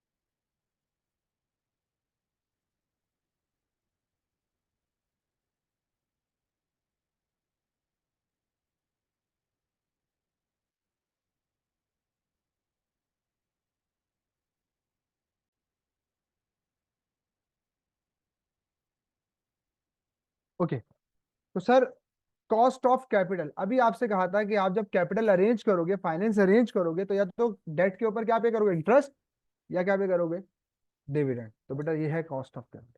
तो ये इसका ताल्लुक किससे आ गया, फिर सोर्सेज ऑफ फाइनेंस का ताल्लुक किससे आ गया, फाइनेंसिंग। बिजनेस वैल्यूएशन को अभी रोक रहे हैं। वर्किंग कैपिटल मैनेजमेंट, सर बहुत इंपॉर्टेंट एरिया है, 10 से 15% वेटेज रखता है आपके पेपर में। ठीक है, इसका एक OTQ लाजमी आ रहा है, इस मर्तबा इसको CRQ में भी पूछा है उसने। तो सर कभी CRQ में पूछता है, तो OTQ में फिर क्या पूछता है, रिस्क मैनेजमेंट पूछता है। ठीक है, और अगर ये नहीं, तो फिर वो 10 मार्क के लिए इसको OTQ से पूछता है। तो इस मर्तबा वर्किंग कैपिटल को उसने 20 मार्क का CRQ पूछा था अप्रेजल के साथ, तो अप्रेजल 20 मार्क का और 20 मार्क का वर्किंग कैपिटल पूछा। तो 40 मार्क के अभी मैं पेपर डिस्कस करता हूँ, तो आपको वहां पे डिटेल में बताऊंगा। वेल थ्योरी, सर इस पेपर के अंदर जो बच्चे मसला कर रहे हैं ना, वो थ्योरी में कर रहे हैं। कुछ टाइम से इसका फेलिंग रेशो बढ़ा भी है। उसका रीजन ये है कि बच्चा थ्योरी पढ़ के नहीं जा रहा, और पेपर में धड़ाधड़ थ्योरी आ रही है, भर के आ रही है। इस बात का अंदाजा आप यूं भी लगा सकते हैं कि पहले ना 20 मार्क का CRQ आता था ना, तो 12-14 मार्क की कैलकुलेशन होती थी, 5-6 मार्क की थ्योरी होती थी। अभी 10-12 मार्क की थ्योरी है, 6-8 मार्क की कैलकुलेशन है। तो आपको मैं पहली क्लास में बता रहा हूँ, इंशाल्लाह मैं आपको थ्योरी के प्रॉपर नोट्स दूंगा, each and every chapter 100% notes समझा भी दूंगा। सर आपकी जगह याद नहीं कर सकता मैं, वो वाला काम फिर आपने करना है। सही है, ये वाला काम एक अपने जिम्मे भी ले लो। तो ये पढ़नी है आपने, नोट्स को प्रॉपर पहली क्लास से। इंशाल्लाह मैं कोशिश करूंगा कि हम हर 2-4 क्लासों बाद एक थ्योरी की क्लास लगाया करेंगे। इस लास्ट टाइम भी मैंने ये किया है। अब नोट्स प्रॉपर आपको दे दिए जाएंगे, एक एक चीज प्रैक्टिस 100% क्लास में भी होगी, और आपको अलग से भी दे दी जाएगी। सर टेस्ट हर टॉपिक के बाद होगा। TSA का टेस्ट हो ना हो, हमने आपको यहाँ पर क्लास में फिजिकल टेस्ट आपका कंडक्ट करना है हर एरिया के बाद। समझ में आ गई, किसी ने टेस्ट से भागना नहीं। टेस्ट अल्हम्दुलिल्लाह लास्ट से लास्ट अटेम्प्ट जो मैंने नॉर्थ में पढ़ाई थी, 100% पासिंग रेशो था, एक बच्चा भी फेल नहीं हुआ था। क्यों, क्योंकि सर उसमें अल्हम्दुलिल्लाह हमने प्रॉपर 100% टॉपिक्स के टेस्ट ले लिए। तो सर वो बहुत अच्छा आइडिया रहा था। तो उसके बाद से फिर मैंने अभी लास्ट नॉर्थ में पढ़ाया है, जो आपकी जून जो अटेम्प्ट दिसंबर अटेम्प्ट गुजरी है 2024 की, उसकी भी अल्हम्दुलिल्लाह हमने टेस्टिंग प्रॉपर कराई है उसमें भी। ठीक है, तो सर आपसे भी मैं गुजारिश पहली क्लास में कर रहा हूँ कि हमने आपसे टेस्टिंग प्रॉपर करनी है, ताकि जितनी गलतियां करनी यही कर लो। जैसे आपसे TSA कंडीशन लेवल आपने ऐसे पढ़ा, तो आप देखो हर टॉपिक पर टेस्ट लगता था, तो माशाल्लाह कितने हम शाइन हो जाते थे आप। और फिर फाइनल पेपर में हमेशा 70 से ऊपर रिजल्ट आ रहा होता था। तो सर ये काम यहाँ पे भी करेंगे हम, सही है। तो प्रॉपर टेस्ट हो गया, आपने डिसअपॉइंट नहीं करना, छुट्टियां नहीं मारनी है। जो ऑनलाइन वाले मुझे सुन रहे हैं, या भी जो रिकॉर्डिंग सुनेंगे सर, उनसे भी मेरी गुजारिश है कि टेस्ट प्रॉपर देने हैं। तो 100% नोट्स मिल जाएंगे आपको थ्योरी के पूरे। बहुत मैंने जो है कोशिश की उसको आसान वर्ड्स में रखें। फिर पास पेपर की थ्योरी के समरीज में आपको अलग दे दूंगा कि भाई इस टॉपिक के पास पेपर मैक्सिमम ये पूछा है आज तक, वो आपको अलग से मिल जाएंगे। सर सब मिल जाएगा, सवाल ये है कि आप कितनी मेहनत करते हैं, है ना। मैंने अगेन वही कहा कि पता लग जाना कमाल नहीं है, पता लगने के बाद उस पर अमल करना कमाल है। उसके लिए भी तैयारी भी वैसी लेवल की करना वो कमाल है। ठीक है। अक्सर बच्चे पूछते सर कोर्स कब खत्म करेंगे हम, तो सर उसका भी आइडिया ध्यान में रखें। 15 से 20 के दरमियान हमारा कोर्स इंशाल्लाह खत्म हो जाएगा। यानी कि आपका पेपर होता है नॉर्मली 7-8 को ना, तो आपको 17 दिन इंशाल्लाह मिल जाएंगे अपनी सेल्फ प्रिपरेशन के लिए। ठीक है। एक आधा दिन आगे पीछे हो सकता है, ज्यादा नहीं होगा। ठीक है, ये हमारी पूरी कोशिश होगी। और अगर हमने शुरू से स्पीड में रहे तो इंशाल्लाह 15 को भी मैंने खत्म किया हुआ है, 14 को भी खत्म किया हुआ है नॉर्मल सेक्शंस को F9 के। ठीक है, तो आप लोगों को मैं वैसे ही एक एहतियातन बता रहा हूँ कि मैक्स कहाँ जाएंगे हम, 20 तक जाएंगे, तो 17 दिन फिर भी आपको मिलेंगे आपकी प्रिपरेशन के लिए। लेकिन सर आपने मेरे साथ दो वादे करने, छुट्टी कोई नहीं मारनी, फिजिकल आके पढ़ना है, रिकॉर्डिंगों के चक्कर में नहीं पढ़ना। तीसरी बात, हम यहाँ पर लैब आपके लिए ऑन करवाएंगे, हम आपको सीआर की इस पे प्रैक्टिस करवाएंगे एक्सेल पे, तो सर आपने वो हमारे साथ रह के करनी है। सर मैं कर लूंगा ये वाली बात नहीं करनी। थ्योरी के ऊपर आप क्या करोगे वो सुन लो अभी से। 20 मार्क का पेपर सवाल आता है, हमारे वाले क्या करते हैं, 12 मार्क की कैलकुलेशन सॉल्व कर लेते हैं, 8 मार्क की थ्योरी के बारे में कहते हैं हाँ सर मैं लिख लूंगा। भाई तुम कैसे लिख लोगे, तुमने कौन सी किताबें फाइनेंशियल मैनेजमेंट की लिखी है पहले। ये कोई बीकॉम का पेपर थोड़ी कि कुछ भी लिख के आ जाओ, वो 2 लफ्ज पढ़ के आंसर दे देगा आपको, नंबर दे देगा आपको, ऐसा तो नहीं होगा ना। एक एक वर्ड वहां पे आपको पता है चेक हो रहा होता है। और बाकायदा आपके, अगर आपने एग्जामिनर रिपोर्ट पढ़ी है तो वो आपको बताता है कि अगर आपने इस लेवल की थ्योरी लिखी है तो हम इतने मार्क देंगे। जैसे डेफिनेशन होती है, अगर 3 मार्क की डेफिनेशन है तो उस पर साफ बताया हुआ एग्जामिनर ने कि अगर बिल्कुल स्टैंडर्ड लिखी तो पूरे 3 मार्क है। अगर आपने थोड़े से वर्ड स्टैंडर्ड के यूज किए, कुछ अपने डाल दिए, तो 2 मार्क है। और अगर आपने सिर्फ अपनी तरफ से लिखी है लेकिन बात गलत नहीं है तो 1 मार्क है। और अगर अपनी तरफ से लिख के बात गलत की है तो 0 मार्क। सर ये चीजें आपको पहले से बताई गई हैं, तो आपने किसी किस्म, मैं मेरा कहने का मकसद ये है कि 20 मार्क में से 12 मार्क भी इंपॉर्टेंट है, 8 मार्क भी इंपॉर्टेंट है। आपने जैसे 12 मार्क को लग के सॉल्व किया ना एक्सेल पे, वैसे ही आपने वर्ड पे थ्योरी भी लिखनी है कि यार नहीं, ये 20 मार्क, ये 8 मार्क भी मेरे ही हैं। तो जो बीमारी फैली हुई है F9 के बच्चों में, वो मैं भी से बता रहा हूँ कि 20 मार्क की सीआरक्यू सॉल्व करते हैं, कैलकुलेशन कर लेते हैं, थ्योरी वाले पार्ट में पहुंचते हैं ना, हाँ ये तो मैं लिख लूंगा, आगे बढ़ जाते हैं। नो भाई, 50% पेपर है वो तुम्हारा। इस टाइम थ्योरी अगर आप उससे पूछे सर एग्जाम में, पहले पता है क्या होता था, 60-40 का रेशो था। 40% थ्योरी आती थी, 60% कैलकुलेशन आती थी। सर अब इससे भी उल्टा हो गया मामला, 70% थ्योरी आ रही है पेपर में, 30% कैलकुलेशन। ये पेपर पे मैं इसलिए डिटेल में बात कर रहा हूँ। अब मामला चेंज हो गया इस पेपर का, और मार्केट में मशहूर है कि टीचर इसकी कैलकुलेशन करा देता है, थ्योरी नहीं कराता। ये मशहूर बात है इस पेपर के हवाले से, क्योंकि पहले होता ही नहीं था ऐसा। लेकिन अब मैं आपसे अर्ज करूं, मैं आपके साथ हूँ। थ्योरी मैं बोल रहा हूँ, मैं आपको नहीं दे रहा, मैं क्लास में कराऊंगा, लेकिन मेरे भाई नोट्स मैं दूंगा, समझा मैं दूंगा, सब मैं कर दूंगा। सर लिखना और प्रैक्टिस उसकी करना तो आपका ही काम है, ये पेपर तो आप नहीं पास करना है। ये तो ऑप्शन नहीं है कि मैं आपकी जगह पास कर दूं। सर इसलिए मेरी रिक्वेस्ट ये है कि पहली क्लास से पढ़ना शुरू करना, इंशाल्लाह आज से हम अपना पहले एरिया स्टार्ट कर देंगे। पहली क्लास से पढ़ना है। कोई इसमें ये नहीं सोचना कल पढ़ लूंगा, परसों पढ़ लूंगा, कर लूंगा। नो, यानी कि आपने चार्ज रहना है पहले दिन से मेरे साथ, तो इंशाल्लाह आप देखेंगे इख्तिताम बहुत अच्छा होगा। अल्हम्दुलिल्लाह, अल्लाह का शुक्र है, पासिंग रेशो हमारा 90%, 100%, 84%, 88% ये रहा है जब भी हमने असाइन पढ़ाया। ठीक है, चाहे यहाँ चाहे नॉर्थ में। तो सर आप भी उन्हीं बच्चों में से हैं, आप कोई बाहर से तो नहीं आए, तो आप भी इन्हीं 80%, 90% वाले बच्चों में से हैं। लेकिन अर्ज ये है कि ये सब मेहनतें करने के बाद रिजल्ट प्रोड्यूस होता है, तो उसमें दोनों पार्टी का कंट्रीब्यूशन है। मैं बहुत अच्छा पढ़ा दूं, आप नहीं पढ़े, तब भी पास बात नहीं बनेगी। मैं अच्छा ना पढ़ाऊं, आप बहुत अच्छा पढ़े, तब भी बात नहीं बनेगी। तो दोनों सूरतों में ये ताली, हमने ये वॉइस जनरेट तब होगी जब ये दोनों हाथ एक साथ मिलेंगे। तो आपने इन साथ मिलाना है, और सर साथ साथ चलना है, पीछे बिल्कुल नहीं मुड़ना, हल्का नहीं लेना। मैं आपको इंशाल्लाह कोशिश करूंगा ACCA स्टडी हब क्लास में ही करवाऊँ। ठीक है, ये मेरा इस मरतबा का ऑब्जेक्टिव है कि सर इंशाल्लाह ACCA हब हम यहीं पे करेंगे, आपके साथ करेंगे, ताकि उसकी थ्योरीज भी देखेंगे, उसकी स्टफ को भी देखेंगे, कोशिश करेंगे उसका स्टफ आपको प्रोवाइड भी करें साथ साथ, जितना हम मैक्सिमम हमारे से हो सकता है। ठीक है, तो ये सब चीजें आपने ध्यान में रखनी है। तो सर ये आपकी कोर्स आउटलाइन है। जिसको आपने फुलफिल करना है।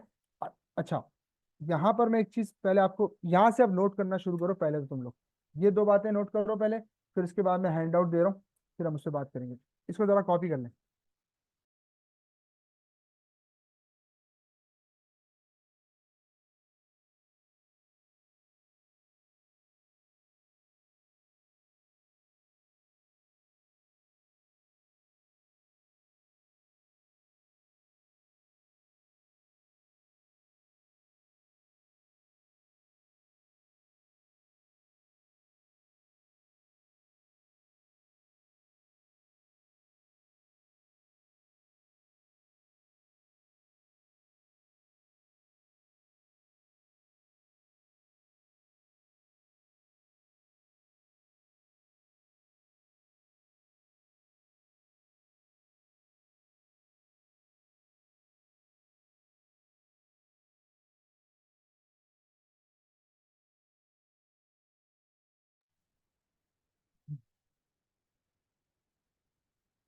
ऑनलाइन स्टूडेंट्स मैंने आपको ग्रुप पे भेज दिया है आपकी हैंड आउट, ठीक है।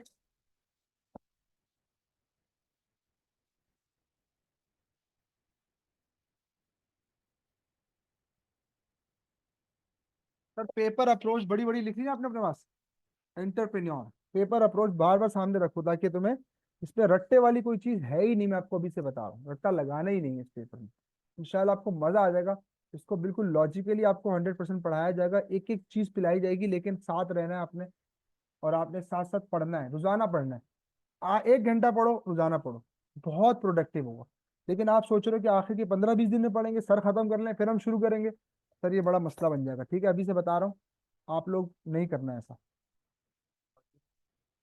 मर्जर, दो एंटिटीज मिलकर एक थर्ड एंटिटी को वजूद में ले आती हैं। फॉर एग्जाम्पल, जैसे आपने बिल्डिंग बनानी थी, अब आपका असल काम था किसका, सिर्फ कंस्ट्रक्शन मटेरियल का। तो एक कंपनी कंस्ट्रक्शन करती थी, तो आपने दोनों ने मिलकर पूरी बिल्डिंग तैयार कर, तो ये मर्जर है दोनों की। थर्ड एंटिटी जो वजूद में आएगी ना, वो कहलाएगी मर्ज इक्विजिशन। यानी कि ए और बी ने मिलकर सी को बना दिया, तो सी जो है वो मर्जर है। ए और बी ने मिलकर बनाया, अब ए ने बी को खरीद लिया तो एक्विजिशन।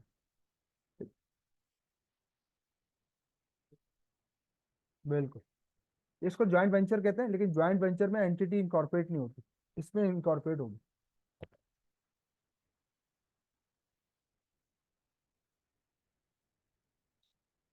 आपने मर्जर पढ़ना है एएफएम में, यहाँ पे नहीं है, ठीक है। मर्जर एक्विजिशन वहीं पे, ये तो सिर्फ मैंने एग्जांपल के तौर पे डाला हुआ है। नहीं सर, यही वाली है जो स्क्रीन, ये कॉपी करनी है आप लोगों ने।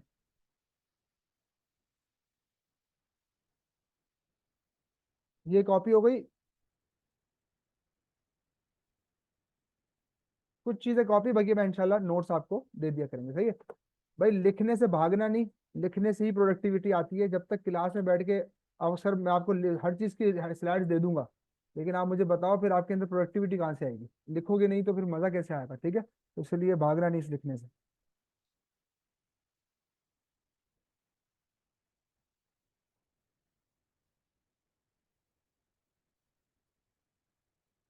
ओके, चलिए, सही है सर। चलो अब आपने पास हेडिंग डाल दो कि भाई कौन से फाइनेंशियल मैनेजमेंट के पेपर के अंदर जो एरियाज हमने पढ़ने हैं, वो आपके सामने लिस्ट डाउन कर दिए हमने।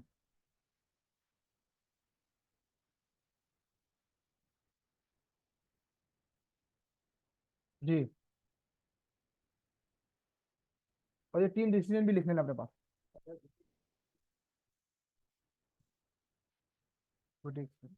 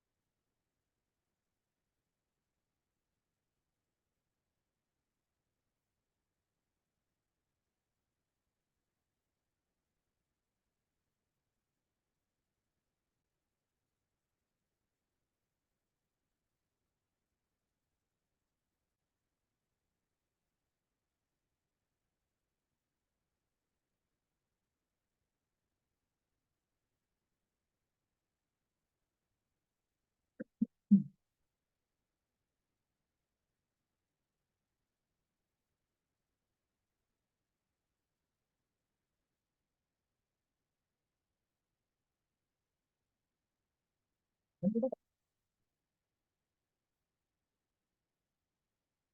सर अब अब आप इस काबिल हो गए हैं कि इंशाल्लाह अब आप फाइनेंशियल मैनेजमेंट की डेफिनेशन को समझेंगे।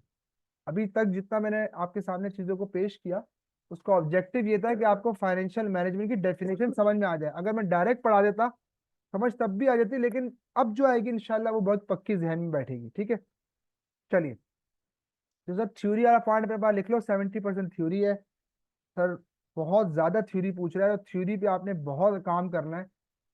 ठीक है, ये बात आप मेरे अपने जहन में बैठा लीजिए। ठीक है, चलिए। अब सर हम बढ़ते हैं फाइनेंशियल मैनेजमेंट होता क्या है उसकी तरफ बढ़ते हैं। ठीक है सर, तो आपके सामने बोल रहा है कि व्हाट इज फाइनेंशियल मैनेजमेंट। तो सर तीन काम करोगे तुम फाइनेंशियल मैनेजमेंट की डेफिनेशन को समझने के लिए। रिसोर्सेज को अरेंज करोगे, रिसोर्सेज को डिप्लॉय करोगे, और फिर रिटर्न को पे करोगे। तीन काम करोगे। कितने काम? तीन। आओ जरा मेरे साथ पढ़ लो पहले क्या कह रहा है।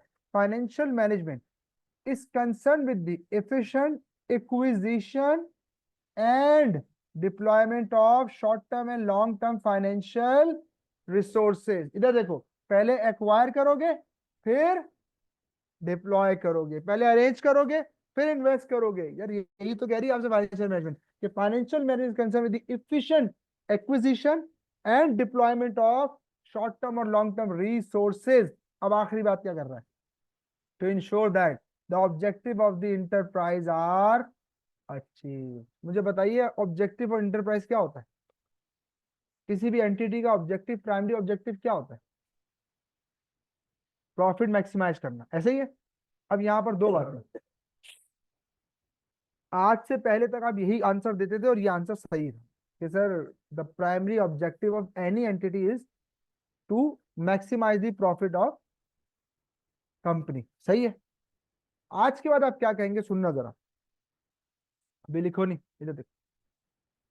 आज के बाद क्या कहेंगे, सुनो, और फिर मैं उसको प्रूव भी करूंगा कि हाँ सर ये बात ज्यादा अच्छी है। आज के बाद आपसे कोई पूछे what is the primary objective of company, sir आप कहेंगे the primary objective of any entity is to maximise the wealth of share holder. To maximise the wealth of, yes, this is the primary objective of entity, to maximize the wealth of shareholder. This is primary objective. Sir how we can maximise our share holder wealth. अब तुम एक company बन जाओ और एक तुम share holder बन जाओ, दो पार्टियों को सोचो। कंपनी ए जो है वो कंपनी है, बी जो है उसका शेयर होल्डर है। सही है बेटा। ए का ऑब्जेक्टिव क्या है कि बी की वेल्थ को क्या करे, मैक्सिमाइज करे। अब सवाल ये कैसे, तो याद रखो, जब भी तुम किसी एक शेयर होल्डर की बात करोगे ना, लेट सपोज ये बंदा जो है एक शेयर होल्डर है, ठीक है बेटा, he is S H share holder of any entity. सही है, ये किसी भी कंपनी का शेयर होल्डर है। याद रखो, इसको तुमसे, इस शेयर होल्डर को तुम्हारी कंपनी से दो गर्ज हैं। या तुम्हारी कंपनी इस शेयर होल्डर की जो वेल्थ है ना, उसको मैक्सिमाइज कर सकती है दो तरीके से। एक डिविडेंड देकर, और दूसरा कैपिटल गेन। है ना? क्या ख्याल है, मानते हो इस बात को? ये दो चीजें हैं जिससे तुम्हारा शेयर होल्डर की वेल्थ को तुम क्या कर सकते हो, मैक्सिमाइज। उसको डिविडेंड दो, उसकी वेल्थ बढ़ जाएगी। उसको डिविडेंड दो, उसकी वेल्थ बढ़ जाएगी। या फिर जब तुम अच्छा परफॉर्म करोगे, तो मार्केट में तुम्हारी कंपनी के शेयर प्राइस क्या हो जाएंगे, इंक्रीज हो जाएंगे। तो ऑटोमेटिक वो जब शेयर बेचेगा तो उसको क्या मिलेगा, कैपिटल गेन मिलेगा। तो फिर भी उसकी वेल्थ क्या हो जाएगी, मैक्सिमाइज हो जाएगी। तो याद रखना, एक शेयर होल्डर की वेल्थ एक कंपनी मैक्सिमाइज करती है दो तरीकों से, एक डिविडेंड की वजह से और दूसरी कैपिटल गेन की वजह से। अब सुनो, ये जो लास्ट बात लिखी हुई है ना, to ensure that the objective of the enterprise are achieve, तो यही तो ऑब्जेक्टिव है इंटरप्राइज के, कि वो अपने शेयर होल्डर की वेल्थ को क्या करे, मैक्सिमाइज करे। इसके साथ ब्रैकेट में लिख देना, to maximise the wealth of share. Clear? चलो अब कॉपी कर लो इसको।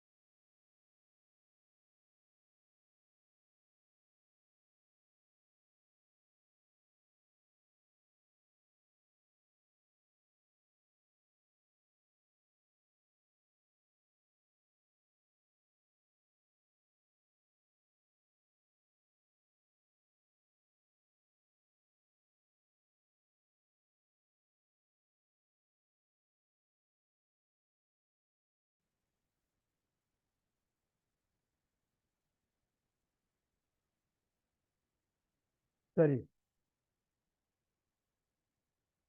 सर, पूरी दुनिया के जितने भी बिजनेसेस हैं वो तीन सिनेरियो पे काम कर रहे हैं। फाइनेंसिंग पे, इन्वेस्टमेंट पे और रिटर्न पे। पूरी दुनिया के जितने भी बिजनेस को आप सोच लें, वो सब इन्हीं तीन चीजों पे काम कर रहे हैं। ठीक है, कि फाइनेंस कहाँ से अरेंज हो, पैसा कहाँ लगाएं, और उस पैसे को फिर रिटर्न बैक कैसे किया जाए। तो यही फाइनेंशियल मैनेजमेंट की डेफिनेशन। लेकिन एक चीज होती है फाइनेंशियल मैनेजमेंट और एक चीज होती है इफेक्टिव फाइनेंशियल मैनेजमेंट। दो अलग अलग चीजें। ये दो अलग अलग चीजें, एक है फाइनेंशियल मैनेजमेंट और एक है effective financial management. These both are different things. मैं इसको आपको समझाने के लिए आसान भाषा में एक बात कर देता हूँ कि बाबर आजम साहब जब टीम के कप्तान थे तो वो सिर्फ फाइनेंशियल मैनेजमेंट करते थे। भाई तू उधर खड़ा हो जा, तू उधर खड़ा हो जा, ये पैसा इधर लगा दो, वहां से ले आओ लगा दो, बस ये होगी फाइनेंशियल। लेकिन इफेक्टिव फाइनेंशियल मैनेजमेंट क्या होती है? अगर मैं इफेक्टिव टीम मैनेजमेंट की बात करूं कि भाई अच्छा प्लेयर जो जिस लेवल पे खेल सकता है उसको उसी लेवल पे भेजा जाए। जो अच्छा फील्डर है जिस पोजीशन का उसको उसी पोजीशन पे खड़ा किया जाए। जो अच्छा बॉलर है सिर्फ उसी को टीम में उसी मौके पे यूज किया जाए जब उसकी जरूरत हो। This is called efficient resource management. अभी भी वही हो रहा है, बस सिर्फ शक्ल बदली है। ठीक है। तो अब आप खुद सोचो ना यार, आप क्या क्रिकेट की बात करें, साइम अयूब को बेचारे को नीचे भेज दिया क्योंकि आप दो दोस्तों ने ओपनर आना था। कोई आपकी क्रेडिबिलिटी नहीं है, कोई परफॉर्मेंस नहीं है उस बेचारे को। वो तो शुक्र है कि वो खेल रहा है फिर भी अच्छा, हालांकि उसकी पोजीशन से आपने उसको हटा दिया खामखा। हाँ, वो तो खैर, ये सब एक ग्रुप है ना पूरा। हाँ, वो तो खैर आ सकता है। ठीक है। तो मेरे भाई बरल, अब आइए इफिशिएंट फाइनेंशियल मैनेजमेंट क्या होती है। इफिशिएंट फाइनेंशियल मैनेजमेंट ये होती है कि जहां पर आप मिनिमम कॉस्ट पे मैक्सिमम रिटर्न हासिल करो। एफिशिएंट फाइनेंशियल मैनेजमेंट क्या है? जहां पर मिनिमम कॉस्ट पे मैक्स, यानी कि जब आप फाइनेंस अरेंज कर रहे थे तो उसकी कॉस्ट बहुत कम थी लेकिन आपने उस फाइनेंस से मैक्सिमम रिटर्न कमा लिया। तो आप बोलोगे मैंने अपने फाइनेंस को इफिशिएंटली मैनेज किया क्योंकि मैंने मिनिमम कॉस्ट पे क्या किया, मैक्सिमम रिटर्न हासिल कर लिया। नॉन प्रॉफिट ऑर्गेनाइजेशन तो फाइनेंशियल मैनेजमेंट की बातें नहीं, वो सिर्फ फाइनेंशियल मैनेजमेंट, उसके ऑब्जेक्टिव अलग है। फाइनेंशियल मैनेजमेंट वो भी करती है लेकिन उसका ऑब्जेक्टिव शेयर होल्डर की वेल्थ को मैक्सिमाइज करना नहीं होता। उसका प्राइमरी ऑब्जेक्टिव क्या होता है? To welfare of the human being. सही। तो वो उसके ऑब्जेक्टिव, उसकी कहानी अलग है। हम यहाँ पर सारा प्रॉफिट बेस्ड बात करते हैं। ठीक है।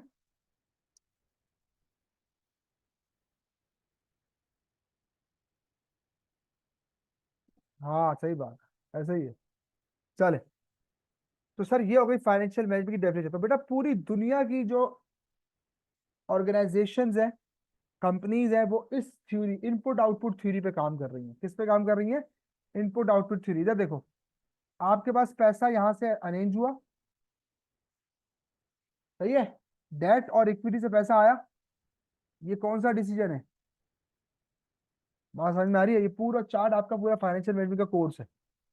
देखते रहो, सोर्सेज ऑफ फाइनेंस आ रहा है, कॉस्ट ऑफ कैपिटल आ रहा है, कैपिटल स्ट्रक्चर क्या होता है याद है तुम? मैंने F3 में भी समझाया था एक मरतबा कि कंपनी के पास जो टोटल पैसा अवेलेबल है उसमें कितना डेट है और कितनी इक्विटी है। लेट सपोज कंपनी के पास 100 रुपए है, तो 70% कंपनी का अपना पैसा है शेयर होल्डर्स का, 30% डेट है, तो हम कहेंगे कैपिटल स्ट्रक्चर क्या है? 70-30। This is called capital structure, जो आपको ये बताता है कि टोटल फंड्स का कितना परसेंट बाहर से उठाया हुआ है और कितना परसेंट मालिकों का अपना है। रिस्क तो हर जगह होगा।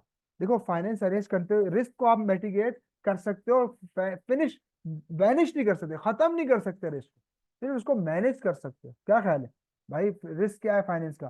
पैसा ले लिया वापस नहीं कर पाए, ये रिस्क है ना, कि मैंने किसी से उधार लिया लेकिन मैं उसको वापस पे बैक नहीं कर पाया। Yes, this is called risk for financing. तो रिस्क का फैक्टर हर जगह रहेगा। सर कितने चैप्टर हो गए आपके फाइनेंसिंग के? एक, दो, तीन। चौथे को हम सबके साथ मिला के पढ़ेंगे। ठीक है। फिर आ जाओ, ये फाइनेंस अरेंज हो गया बेटा, सुनते रहो। जैसे अरेंज हो गया, अब कंपनी के अंदर ये फाइनेंस आ चुका है। अब कंपनी इसको डिफरेंट डायमेंशन में यूज करेगी। पहली डायमेंशन क्या है? कि कंपनी अपने इस पैसे को वर्किंग कैपिटल में यूज करेगी। वर्किंग कैपिटल का मतलब आप जानते सब कि बिजनेस के डेली ऑपरेशंस को चलाने के लिए जो फाइनेंस मुझे नीडेड है, that is called as working capital. ठीक है, तो सर ये वर्किंग कैपिटल में यूज होता है। Second, investment in non current जो अभी हम बात कर रहे थे, नई फैक्ट्री खरीद ली, सही है, क्या ख्याल है, मर्जर एक्विजिशन कर ली, नया बिजनेस ओपन कर लिया, ठीक है, ये investment in non current asset.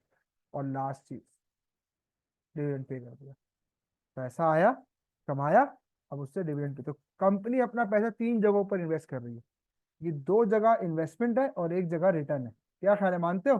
तो बेसिकली ये सब क्या हो रही है, कंपनी से मनी आउट, यहाँ से मनी इन हो रहा है और यहाँ से आउट हो रहा है। आउट होने के तीन रास्ते, आने के कितने रास्ते हैं, दो रास्ते।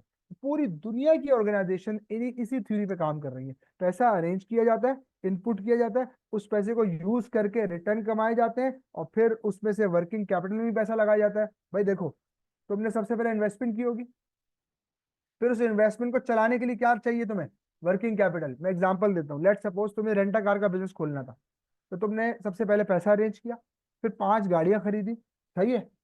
लेट सपोज पांच गाड़ियां आपने 10 करोड़ रुपए की खरीदी, समझाने के लिए। लेकिन क्या, अगर वर्किंग कैपिटल के पैसे ना हो तो वो गाड़ियां चलेंगी? नहीं चलेंगी। ना ड्राइवर है, ना उसकी फ्यूलिंग का खर्चा है आपके पास, ना आपके पास रिपेयरिंग के पैसे हैं, ना उसकी मेंटेनेंस के पैसे हैं, ना उसकी पार्किंग के पैसे हैं, हजारों खर्चे होते हैं गाड़ी के। तो sir, this is called working capital. तो आपने वो जो गाड़ियां खरीदी थी, वो investment in non current asset हो गया। समझ में आ रही बात? गाड़ियां खरीदना क्या कहलाएगा, investment in non current asset. फिर उसको चलाने के लिए जो पैसा चाहिए, that is called as working capital. जैसे वो फैक्ट्री की बात करूं, फैक्ट्री अगर मैंने खरीद ली तो investment in non current asset. लेकिन फैक्ट्री चलने के लिए क्या चाहिए आपको, यूटिलिटी बिल्स पे करने पड़ेंगे, मशीनों की ऑयलिंग, उसकी फ्यूलिंग, सैलरीज, ये सब आपको चलाने के लिए पैसा चाहिए, जिसको हम क्या कहते हैं, वर्किंग कैपिटल। ये दो पैसा लगने के बाद आप इस पोजीशन में आते हो कि किसी को क्या पे कर सको, डिविडेंड या रिटर्न। तो देखो, यही आपके तीन है, इन्वेस्टमेंट डिसीजन ये आ गया, और डिविडेंड डिसीजन। तो पूरा फाइनेंशियल मैनेजमेंट आपका इन्हीं तीन चीजों पे स्टैंड करता है। क्लियर है, समझ में आती है बात? ठीक है सर, तो अब इस यहाँ तक आप लिख लें, ताकि फिर उसके बाद हम आपको ये बता दें कि आपका पेपर पैटर्न क्या है, हमने कहाँ से पढ़ना है चीज़ों को। ठीक है, फिर उसके बाद हम अपना पहला एरिया इंशाल्लाह कोशिश करेंगे, अगर टाइम हुआ तो आज ही स्टार्ट कर देंगे, ठीक है।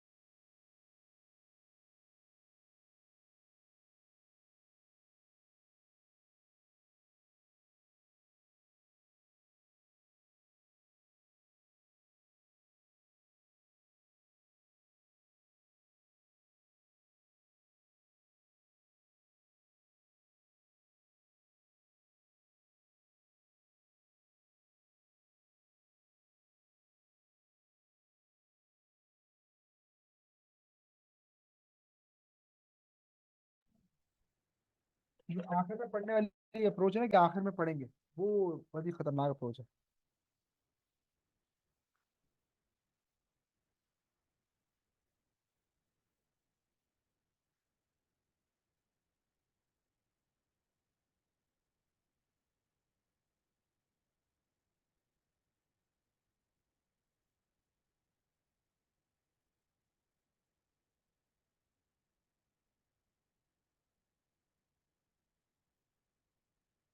बताऊं भाई, ठीक है।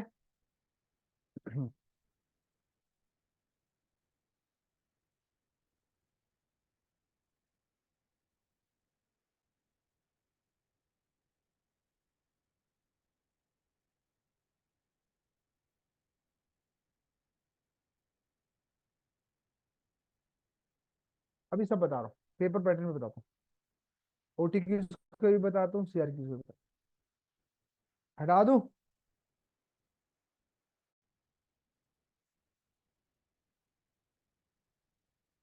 ठीक है सर, तो ये तीन डिसीजन आपने पढ़ने हैं यहाँ पे, ठीक है। अच्छा, अब पेपर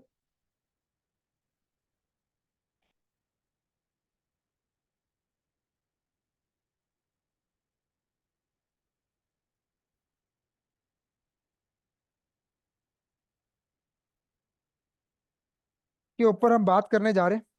ठीक है सर, आप लोगों का पेपर जो है फाइनेंशियल मैनेजमेंट का,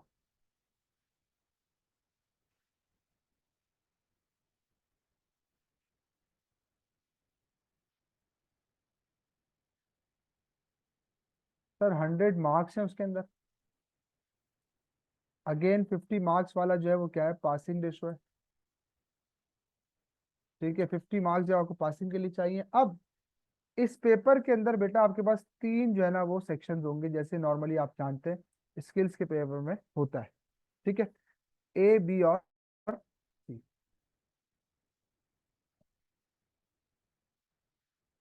अब सेक्शन ए के अंदर आपके पास एमसीक्यूज मौजूद है। सेक्शन बी के अंदर आपके पास ओटीक्यूज मौजूद है। ठीक है, और इसके अंदर सीआरक्यू। ठीक है सर, 40 मार्क्स आपके सीआरक्यूज के लिए हैं, जिसमें कितने सीआरक्यू पूछे जाएंगे, दो। एक सीआरक्यू लाजमन लाजमन लाजमन आपसे इन्वेस्टमेंट अप्रेजल का पूछा जाता है। 100% बात है ये। तो 20 मार्क का इन्वेस्टमेंट अप्रेजल डन। और दूसरा जो सीआरक्यू है बेटा, वो कभी कॉस्ट ऑफ कैपिटल यानी कि वैक से पूछा जाएगा, weighted average cost of capital, या वर्किंग कैपिटल। ठीक है, दो में से किसी एक जगह से आपसे पूछा जा सकता है। लास्ट टाइम वर्किंग कैपिटल, उससे पिछली बार कॉस्ट ऑफ कैपिटल से पूछा था, लास्ट टाइम वर्किंग कैपिटल से पूछा है। तो बहुत ज्यादा चांस है कि अगली मर्तबा दोबारा वैक्स से जो है वो पूछे आपसे 20 मार्क का शेयर। ओटीक्यूज की बात करें तो सर ये 30 मार्क्स का आपका एरिया है, सेक्शन बी। और इसके अंदर तीन ओटीक्यूज पूछेगा भाई। कितने? तीन। एक तो है रिस्क मैनेजमेंट से, डन है 10 मार्क का। ये 20 मार्क्स इसके हो गए, 20 मार्क्स इसके हो गए। और ये 10-10 मार्क के तीन ओटीक्यूज आपको पूछे जाएंगे। एक है बिजनेस वैल्यूएशन का, डन है, ये भी तकरीबन डन है। तो 40 मार्क का पेपर ना मैं आपको अभी से बता रहा हूँ आउट है। सर 40 मार्क कहाँ होगा, ये देखो। 20 मार्क इन्वेस्टमेंट अप्रेजल से डन है, लाजमी आता है। 10 मार्क का रिस्क मैनेजमेंट, जिसको आप हैजिंग वगैरह कहते हो। ठीक है, नाम सुना होगा आपने वाला, लेकिन आपने अब पढ़ना है यहाँ पर हैजिंग होती क्या है, फॉरेन एक्सचेंज रिस्क क्या होता है, करेंसी रिस्क क्या होता है, ये सब चीजें हम यहाँ पे पढ़ेंगे। बिजनेस वैल्यूएशन, ये तीन चीजें, तीन areas, investment appraisal, business valuation और रिस्क मैनेजमेंट। ये सर आपको 40 मार्क का वेटेज दे देते हैं पहले से। तो यानी कि अब चाहिए कितने मार्क्स, सिर्फ 10 मार्क्स चाहिए पास, तो पास करना बड़ा केस नहीं है। लेकिन फिर इसको पढ़ना भी तो है ना यार। ठीक है, ये सर असल बात है। सर अगले जो 10 मार्क्स यार किए, अब वो सुन लो। वो इन दो में से कहीं से आता है। या तो कभी वैक पूछता है, अगर यहाँ पर वर्किंग कैपिटल आ गया तो यहाँ वैक आ जाएगा, कॉस्ट ऑफ कैपिटल।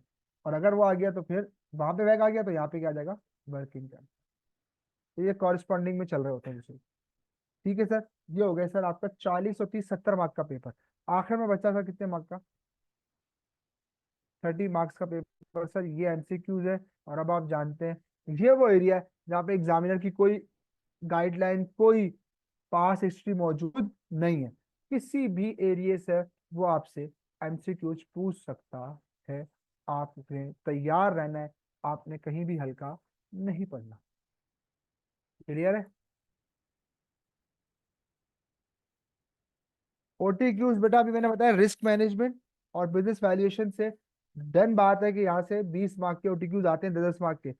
और जो तीसरा ओटीक्यू है वो कभी वैक्स से पूछता है, कभी वर्किंग कैपिटल से पूछता है। तो वो अगर वर्किंग कैपिटल 20 मार्क के लिए आ गया है सीआरक्यूज में, तो फिर वहां पर वैक के लिए पूछेगा। और अगर वैक 20 मार्क के लिए आ गया तो वर्किंग कैपिटल पूछेगा फिर ओटीक्यूज के अंदर। ठीक है, और एमसीक्यूज जो है वो किसी भी पार्ट से पूछ सकता है।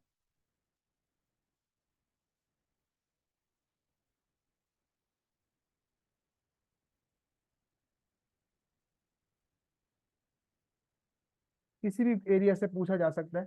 ये आपका सर पेपर है। जी जी, मोस्टली थ्योरी है। अब ये 20 मार्क है ना, तो इसमें वो हो सकता है 10-12 मार्क की थ्योरी दे दे और 8 मार्क की कैलकुलेशन। पहले उल्टा चलता था केस, अभी उल्टा चल रहा है। क्लियर?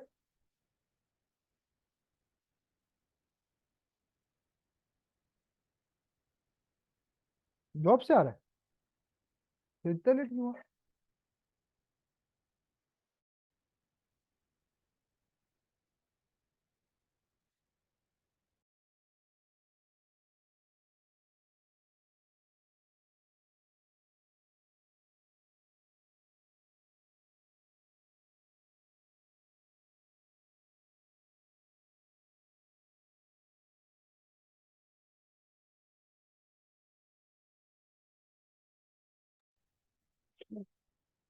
अभी क्लास आप लाजमी सुन लेना। अभी हम पेपर पैटर्न पे बात कर रहे थे, ठीक है। तो सर जी, ग्रुप में तो ऐड हो गए ना तुम? व्हाट्सएप ग्रुप में भी ऐड नहीं हो अभी? सर उसामा से मिल लेना। तो सर, फाइनेंशियल मैनेजमेंट का जो 100 मार्क का पेपर है सर, उसका ब्रेकअप मैंने आपके सामने पेश कर दिया। तो अल मुख्तसर बात यह है कि सर 40 मार्क्स का पेपर जो है वो आउट है। सही है। जिसमें 3 एरियाज बड़े इंपॉर्टेंट है आपके पास: इन्वेस्टमेंट अप्रेजल, बिजनेस वैल्यूएशन और रिस्क मैनेजमेंट। ठीक है। बिल्कुल। और थ्योरी का अगर और कैलकुलेशन का आप मुझसे रेशो पूछ रहे हैं तो मैंने अभी बताया, 60-40, 60% थ्योरी या 70% थ्योरी और 30-40% कैलकुलेशन आ रही है। तो आपने थ्योरी के स्टफ को बहुत इंपॉर्टेंटली देखना है। ठीक है। थ्योरी के स्टफ को बहुत इंपॉर्टेंटली देखना है। ठीक है सर, उसको आपने हल्का नहीं लेना। आगे बढ़े सर, पहला एरिया स्टार्ट करते हैं। ठीक है। आज का हमारा पहला एरिया सबसे इंपॉर्टेंट एरिया है, that is called capital investment appraisal. ठीक है। जिसका हैंड आउट भी मैंने आपको दे दिया है। तो सर पहले मैं कुछ बात कर लूँ उस पर, उसके बाद फिर हम जो है वो हैंड आउट की तरफ बढ़ेंगे। तो अभी हैंड आउट को देखने की जरूरत नहीं है। ठीक है। चलिए, मेरे साथ प्लीज बोर्ड पे रहिएगा। मैं आपके सामने स्लाइड खोल लूँ पहले।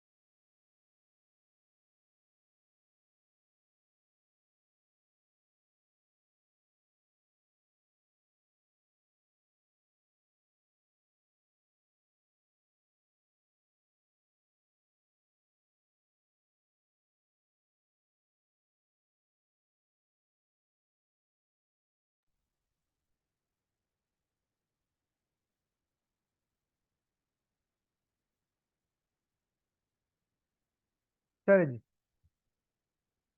बेटा 3 एरियाज है आपके एफएम के अंदर, तुम्हारे लिए बता रहा हूँ। पहला है फाइनेंसिंग, पैसा आएगा कहाँ से कंपनी के पास। फिर दूसरा है इन्वेस्टमेंट, पैसा लगेगा कहाँ पे। और तीसरा है पैसा रिटर्न कैसे करेगी कंपनी अपने शेयर होल्डर्स को और डेट प्रोवाइडर्स को। ये 3 एरिया से पूरा एफएम खड़ा हुआ है। मैं अभी डिटेल में सारी बात कर चुका हूँ तकरीबन। हमारी क्लास को 1.5 घंटा हो गया है। सही है। तो आप जो है, सिर्फ ये बताना चाह रहा हूँ कि हम जो पहला एरिया स्टार्ट करने जा रहे हैं वो इन्वेस्टमेंट डिसीजन है। कौन सा डिसीजन है? यानी कि सेकंड डिसीजन से स्टार्ट कर रहे हैं। ठीक है। अब सबसे पहले हम ये सीखने जा रहे हैं बोर्ड पे भाई, अब ये कुछ भी नहीं लिखना। सबसे पहले हम ये सीखने जा रहे हैं कि sir what is the meaning of investment appraisal. ठीक है। अच्छा, वर्ड जो है ना इन्वेस्टमेंट अप्रेजल, इसको भी तोड़ता हूं मैं पहले। पहले मैं इन्वेस्टमेंट को अलग करता हूं, फिर अप्रेजल को अलग कर रहा हूं। सबसे पहले हम ये सीखेंगे what is investment. Sir investment क्या चीज होती है, सबसे पहले हम ये सीखेंगे। तो इज देयर एनी आइडिया आपके जहन में कि सर व्हाट इज इन्वेस्टमेंट? वो तो इन्वेस्टर हो गया। इन्वेस्टमेंट की डेफिनेशन क्या है? माशाल्लाह सारे पढ़े लिखे लोग बैठे थे, सारे पेपर पास करके आ गए। अल्लाह। क्या मतलब होता है भाई इन्वेस्टमेंट का? अगर आपसे कोई पूछ ले, यार आप लोग इतने पढ़े लिखे लोग हैं, इसी से के फाइनल में हो, जहां से रिटर्न है वो इन्वेस्टमेंट है। सही कह रहा है। सही है। चलो मैं आसान सा आसान आंसर देता हूँ, बिल्कुल सिंपल सा। कभी भी आपसे कोई पूछे कि इन्वेस्टमेंट का मतलब क्या होता है, तो आपने कहना है investment means to generate other source of income. Investment means to generate. Sir ये अदर का वर्ड क्यों लगाया आपने? हाँ, सुनो जरा गौर से।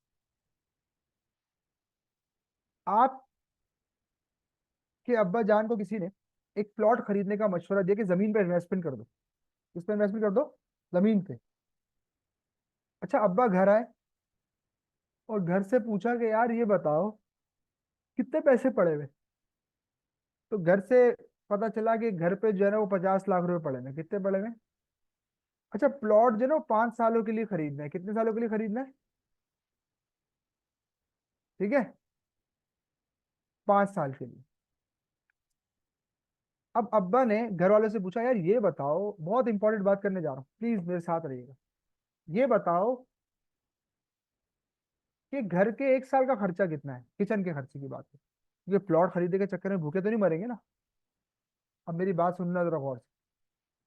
तो घर से पता चला कि हमारे घर का जो महाना सालाना खर्चा है वो 25 लाख, सॉरी 5 लाख रुपए, कितना है? 5 लाख। यानी कि हम एक साल में 5 लाख का राशन खा पी जाते हैं। मैंने कहा, अच्छा भाई, इसका मतलब ये, अगर 5 साल के लिए प्लॉट खरीदूं तो 25 लाख तो मेरे पहली साइड पे कर दो, क्योंकि 25 लाख तो आने वाले 5 सालों के लिए मुझे सिर्फ घर चलाने के लिए चाहिए। तो मेरी सेविंग बची कितनी? 25 लाख।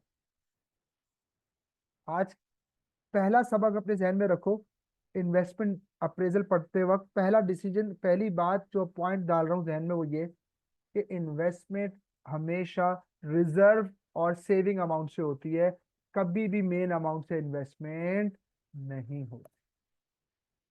भाई खुद सोचो, अगर अब्बा 50 लाख का ही प्लॉट खरीद लें तो 5 साल तक खाएंगे पिएंगे नहीं?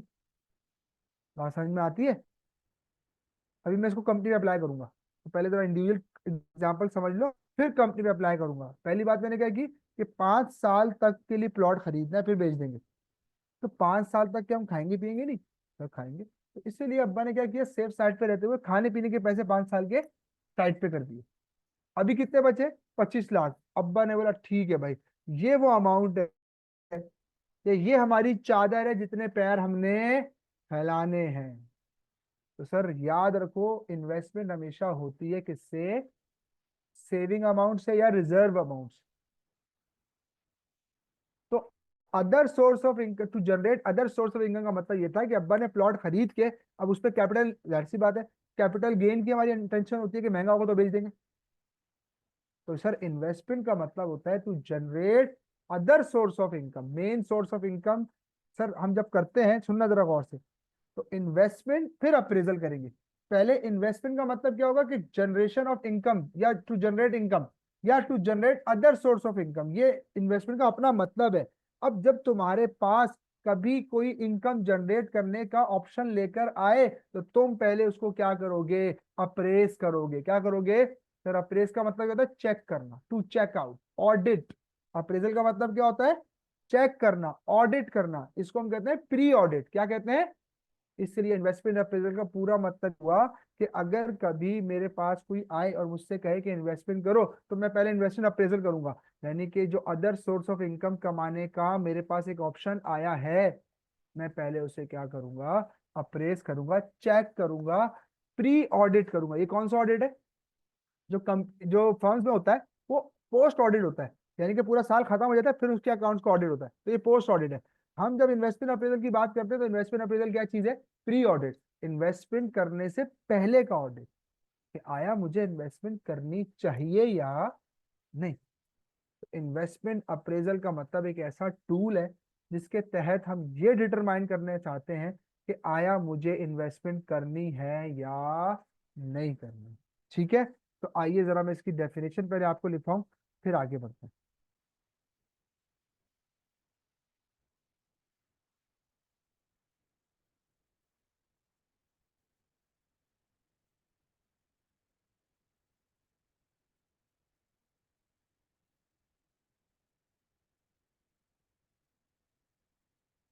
चलिए अपने पास हेडिंग डाल लें, कैपिटल इन्वेस्टमेंट अप्रेजल। और जो बात मैंने कही है वो यहाँ पर भी लिखी हुई है, और इसके बाद में अभी ने बहुत डिटेल बातें करनी है। अभी जस्ट मैंने एक इंट्रोडक्शन दिया आप, ठीक है? चलिए लिख लें इसको।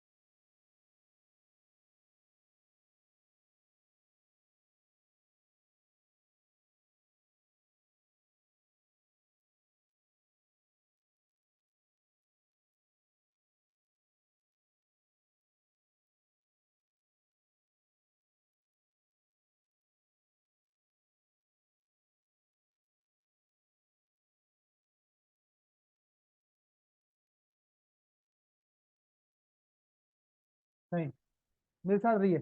अच्छा, एक मिनट दीजिएगा मुझे।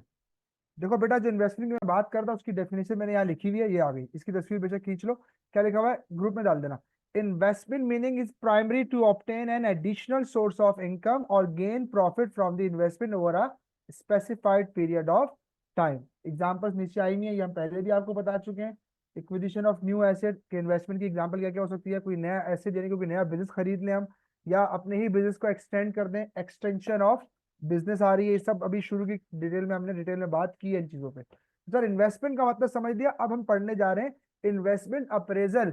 आया मुझे इन्वेस्टमेंट के साथ प्रोसीड करना चाहिए या नहीं, अब मैं ये सीखने जा रहा हूँ। ठीक है, तो इन्वेस्टमेंट अप्रेजल की डेफिनेशन आपके पास है, तो पहले मैं जरा जनरल डेफिनेशन समझा दूं, फिर आपने जो लिखा है वो भी समझा रहे हैं।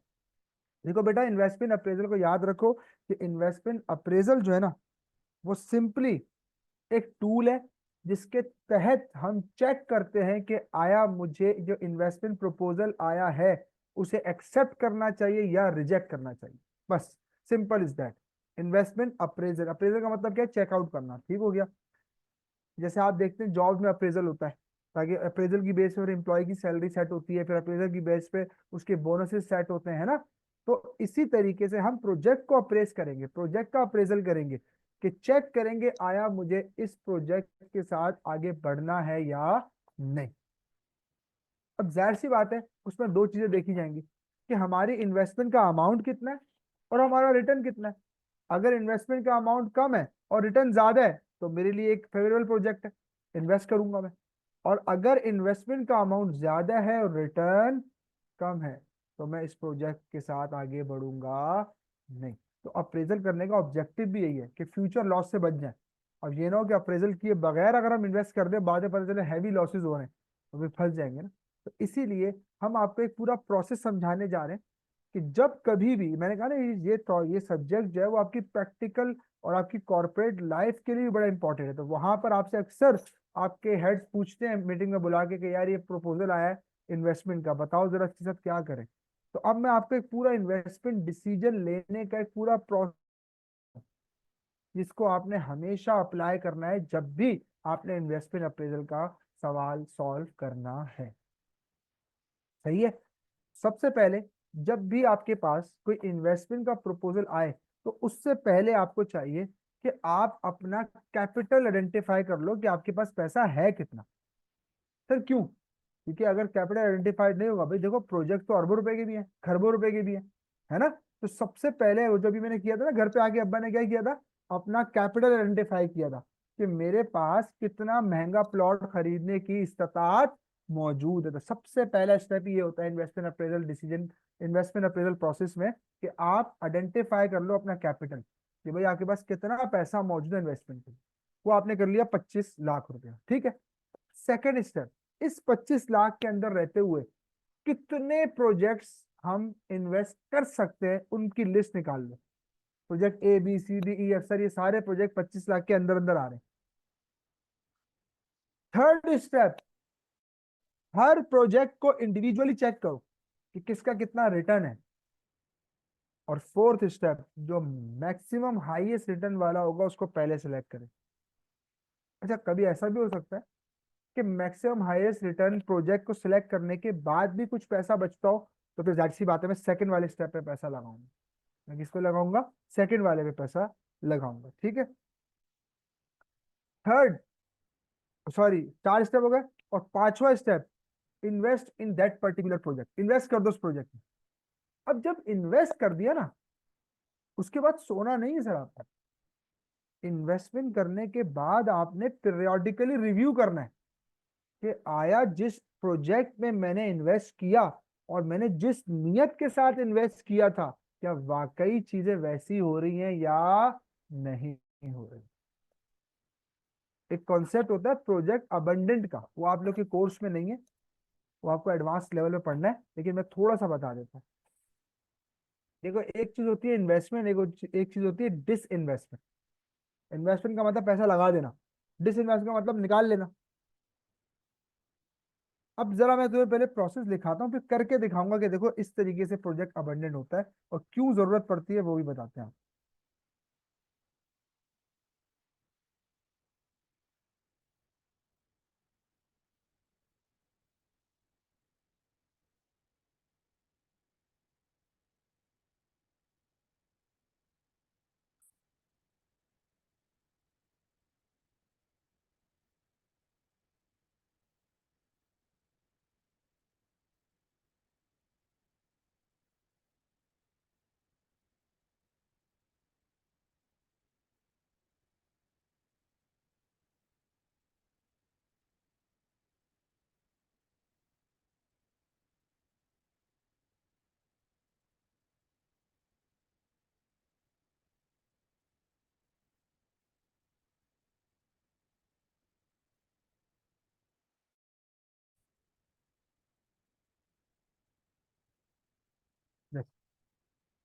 स्टेप्स फॉर इन्वेस्टमेंट अप्रेजल, ठीक है। सबसे पहले क्या लिखा, फोरकास्ट दी रिक्वायर्ड कैपिटल। तो आपने सबसे पहले फोरकास्ट कर लिया कि यार मेरे पास 25 लाख रुपए तक होगा इन्वेस्टमेंट के लिए। Number 2, identify all available, bracket में मैंने लिख दिया सुटेबल प्रोजेक्ट्स। भाई अवेलेबल तो बहुत सारे प्रोजेक्ट्स थे, लेकिन मेरे लिए सुटेबल हो ये बात जरूरी नहीं है। तो मैंने सर सुटेबल प्रोजेक्ट्स को देखना है। सुटेबल से क्या मुराद है, जो मेरे इन्वेस्टमेंट अमाउंट के अंदर अंदर आती हो, 25 लाख के अंदर अंदर गिरता हो प्रोजेक्ट, ठीक है। Third, check all the projects. अच्छा, गलती यहाँ पर क्या करते हैं लोग कि पहले 2-3 प्रोजेक्ट को चेक करते हैं और उसमें फायदा नजर आता है बस इन्वेस्ट कर देते हैं, सारे प्रोजेक्ट्स को चेक नहीं करते। जबकि होता ही है कि हो सकता है पांचवा छठा प्रोजेक्ट ज्यादा प्रॉफिटेबल हो, तो इसीलिए कहा गया चेक ऑल दी प्रोजेक्ट्स। फिर फोर्थ पे कहा गया सिलेक्ट दी बेस्ट वन। और अब वो बेस्ट वन कैसे सिलेक्ट करना है वो भी डिटेल एक थ्योरी है पूरी, वो बाद में बात करेंगे। आखिर में कह रहा है मॉनिटर दी प्रोजेक्ट्स पीरियोडिकली। आपने प्रोजेक्ट्स को पीरियोडिकली मॉनिटर करना है, छोड़ना नहीं है। अब लेट से आपने पहला साल मॉनिटर किया, आपने कहा बेहतरीन चल रहा है भाई, जैसे हमने सोचा था वैसे ही रिटर्न आ रहे हैं, no tension, okay. Next year फिर अच्छा चल रहा है, जैसा प्रिडिक्ट किया था वैसे ही रिटर्न आ रहा है। ठीक है, देखो इन्वेस्टमेंट अप्रेजल क्या चीज है। तुम ईयर जीरो पे खड़े हो, कहाँ खड़े हो, ईयर जीरो का मतलब आज, टुडे, नाउ, करंट, और you will take the decision regarding future, and you don't know what will be happen in future. क्या ख्याल है, तुम्हें नहीं पता फ्यूचर में क्या होने वाला है, तुम सिर्फ एस्टिमेट्स की बेस पे इन्वेस्टमेंट कर रहे थे। तुम्हें बताया गया था कि पहले साल इतना मिलेगा, दूसरे साल इतना मिलेगा, तीसरे साल इतना मिलेगा, है ना। ये तुम्हें सिर्फ ईयर जीरो पे बताया गया था, एक्चुअल में उतना ही रिटर्न मिले ये बात जरूरी नहीं है सर। अब तो इसीलिए कहा जाता है कि आप पीरियोडिकली रिव्यू करोगे, भाई वाकई जो हमसे प्रॉमिस हुआ था कि रिटर्न्स वैसे ही आ रहे हैं या नहीं। तो सर आपने जब तीसरे साल पहुंचे ना, तो आपको रिटर्न्स ऊपर नीचे नजर आए, आपने कहा यार नहीं, ये प्रोजेक्ट तो जो है वो अब वैसा परफॉर्म नहीं कर रहा जैसा हम सोच रहे थे। चौथे साल और लॉस नजर आ रहा था। तो इस पॉइंट पे खड़े होके मैंने कहा ना, इस सब्जेक्ट के अंदर कदम कदम पे डिसीजन मेकिंग है। इस सब्जेक्ट के अंदर कदम कदम पे डिसीजन मेकिंग है। जो 25 लाख रुपए आपने अरेंज किए थे, वो अरेंज करने हैं नहीं करना, ये भी आपका एक डिसीजन है। फिर उसको लगाना है नहीं लगाना, ये भी आपका एक डिसीजन है। और अब तीसरा डिसीजन क्या है कि आया, अब जो प्रोजेक्ट आपको लॉस नजर आ रहा है प्रोजेक्ट में होता हुआ, अब आपने एक और डिसीजन लेना है कि आया मैं इस प्रोजेक्ट को कंप्लीट करूं या मैं इस प्रोजेक्ट से बाहर आ जाऊं। आया मैं इस प्रोजेक्ट को कंप्लीट करूं या मैं इस प्रोजेक्ट से, ये जो बाहर आना होता है ना, इसको कहते हैं प्रोजेक्ट अबंडन कर देना। क्या कर देना, प्रोजेक्ट अबंडन कर देना, प्रोजेक्ट से भाग जाना, प्रोजेक्ट को छोड़ देना, डिसकंटिन्यू कर देना। अब अगेन यहां पर आप डिसीजन लोगे, कैसे लोगे पता है, दोनों चीजों के फायदे नुकसानात को देखो कि यार अगर पूरा करता हूं तो मुझे कितनी कॉस्ट बेयर करनी पड़ेगी, कितना लॉस हो सकता है, और अगर पूरा नहीं करता, छोड़ देता हूं, तो आप जानते हैं हर प्रोजेक्ट को छोड़ने की एक पेनल्टी होती है। प्रोजेक्ट को छोड़ने की एक, तो फिर आप उस पेनल्टी के अमाउंट को लेंगे, और जो लॉस होगा अगर पूरा करोगे, तो उन दोनों को आपस में क्या करोगे, कंपेयर, जिसमें लॉस कम होगा उस वाले ऑप्शन को सिलेक्ट कर। आपको लगता है कि यार पेनल्टी का अमाउंट इतना बड़ा नहीं है, लॉस ज्यादा बड़ा है, तो भाई प्रोजेक्ट अबंडन करो, पेनल्टी पे करो और जान छुड़ा दो। समझ में आ रही है। और अगर आपको लगता है कि ऐसा नहीं है, लॉस बहुत ज्यादा हैवी है, और अगर अबेंडन ना किया तो ज्यादा लॉस होगा, तो अबेंडन करो और जान छुड़ाओ।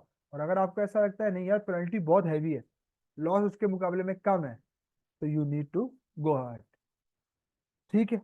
अच्छा, यहाँ पर एक ऐसा पॉइंट भी है, नॉन फाइनेंशियल फैक्टर जिसको हम कहते हैं, वो हमारे लोग इग्नोर कर देते हैं इन्वेस्टमेंट डिसीजन के टाइम। सर वो क्या है कि देखो हमें कभी प्रोजेक्ट में फायदा नजर नहीं भी आ रहा होता, लेकिन फिर भी लोग प्रोजेक्ट को अडॉप्ट कर लेते हैं। प्रोजेक्ट को अडॉप्ट कर, फायदा कोई होता है, बहुत कम होता है फायदा, या होता ही नहीं है फायदा, या लॉस होता है, फिर भी प्रोजेक्ट को आप क्या कर लेते हो, अडॉप्ट कर लेते हो, इन्वेस्ट कर लेते हो। उसके भी रीजंस हैं, ये बहुत सारी टेक्निकल चीजें आहिस्ते से पढ़ाऊंगा, लेकिन अभी थोड़ा सा मैं समझा देता हूँ बस, कि सर अगर कभी ऐसा सिनेरियो आ जाए, आपसे पूछा जाए कि भाई प्रोजेक्ट लॉस मेकिंग है या उसका प्रॉफिट कोई अच्छा नहीं है, बताओ मैं उस प्रोजेक्ट के साथ जाऊं या ना जाऊं, अगर जाऊं तो क्यों जाऊं, ये पूछा जाता है आप लोगों से, हाँ? ये मैं आपसे जो बातें कर रहा हूँ ना इस पेपर की एक्सटेंसिव लेवल की, सर ये ऐसे ही पूछते हैं आपसे एग्जाम में। अब इस सिनेरियो में आप क्या आंसर दोगे? हमारे यहाँ तो नॉर्मली ये पढ़ाया जाता है कि भाई प्रॉफिट हो, जैसे एनपीवी आप पढ़ के आए हो, एनपीवी पॉजिटिव तो पैसा लगा देना, नेगेटिव तो नहीं लगाना, ऐसा पढ़ा। लेकिन सर आज हम आपको ये सिखाने जा रहे हैं कि जरूरी नहीं है बात। कभी कभी नेगेटिव एनपीवी या लॉस मेकिंग एनपीवी या एनपीवी जीरो हो, तब भी आप प्रोजेक्ट को अडॉप्ट कर लेते हो कुछ सिनेरियोज में। और वो सिनेरियोज है नॉन फाइनेंशियल फैक्टर्स। कौन से फैक्टर्स हैं सर? वो क्या है? सबसे पहले गुडविल। आपको ऐसा तो नहीं लगता कि अगर मैं इस प्रोजेक्ट से भागूंगा या मैं इस प्रोजेक्ट को नहीं अडॉप्ट करूंगा तो मेरी गुडविल डैमेज हो जाएगी? अगर ऐसा है तो फिर इस प्रोजेक्ट को अडॉप्ट कर लो। सही है। दूसरा, आपको ये लगता है कि अगर मैं इस प्रोजेक्ट को छोड़ता हूं तो जो मेरा कॉम्पिटिटर है वो इस प्रोजेक्ट को धड़ल्ले से पकड़ लेगा, मेरा कॉम्पिटिटर मेरा प्रोजेक्ट उठा लेगा, तो फिर भी आपको अडॉप्ट करना चाहिए। तीसरा, आपको लगता है इस प्रोजेक्ट को छोड़ूंगा तो मेरा मार्केट शेयर खराब हो जाएगा, तो फिर भी आपको इस प्रोजेक्ट को अडॉप्ट करना पड़ेगा। बात समझ में आ रही? हाँ।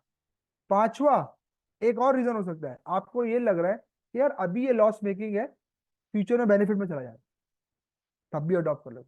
छठा, एक और रीजन हो सकता है, आपको लगता है यार अभी इस पार्टी का लॉस वाला प्रोजेक्ट पकड़ लो, फ्यूचर में ये पार्टी हमें 10 नए प्रोजेक्ट भी देगी। तो यानी कि आपने ये तमाम नॉन फाइनेंशियल फैक्टर्स भी अपने जहन में रखने होते हैं when you are taking decision about investment, yes और इन्वेस्टमेंट नो। ठीक है। अब मैं जरा अपनी वापस स्लाइड पे जा रहा हूँ क्योंकि ये चीज मैं आपको ध्यान लिखवा दूंगा, अगली क्लासेस में हमने पढ़ना है सब। मैं अब अपनी इन्वेस्टमेंट अप्रेजल की डेफिनेशन पे आ रहा हूँ। अच्छा देखो, दो काम होंगे। तुम ईयर जीरो पे आउटफ्लो करोगे, इन्वेस्टमेंट करोगे, और फ्यूचर में तुम्हें क्या मिलने शुरू हो जाएंगे? रिटर्न। अच्छा, रिटर्न कभी प्रॉफिट की बेस पे होते हैं, कभी कैश फ्लो की बेस पे होते हैं। You know difference between profit and cash flow, है ना? मैंने क्या बोला कि रिटर्न कभी कैश फ्लो की बेस पे होंगे, कभी प्रॉफिट की बेस पे होंगे। क्या फर्क है प्रॉफिट और कैश फ्लो का? सॉरी, क्या डिफरेंस है भाई प्रॉफिट और कैश फ्लो में?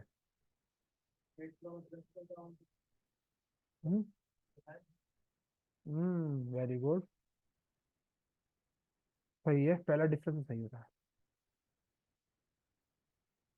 सही पढ़ के आए हो तुम लोग। F3 F7 तुम लोगों ने पढ़ा हुआ है। क्या हो गया डिफरेंस? बताओ कैश फ्लो और प्रॉफिट में क्या फर्क होता है? Very good, very good. दो डिफरेंस तो हो गए।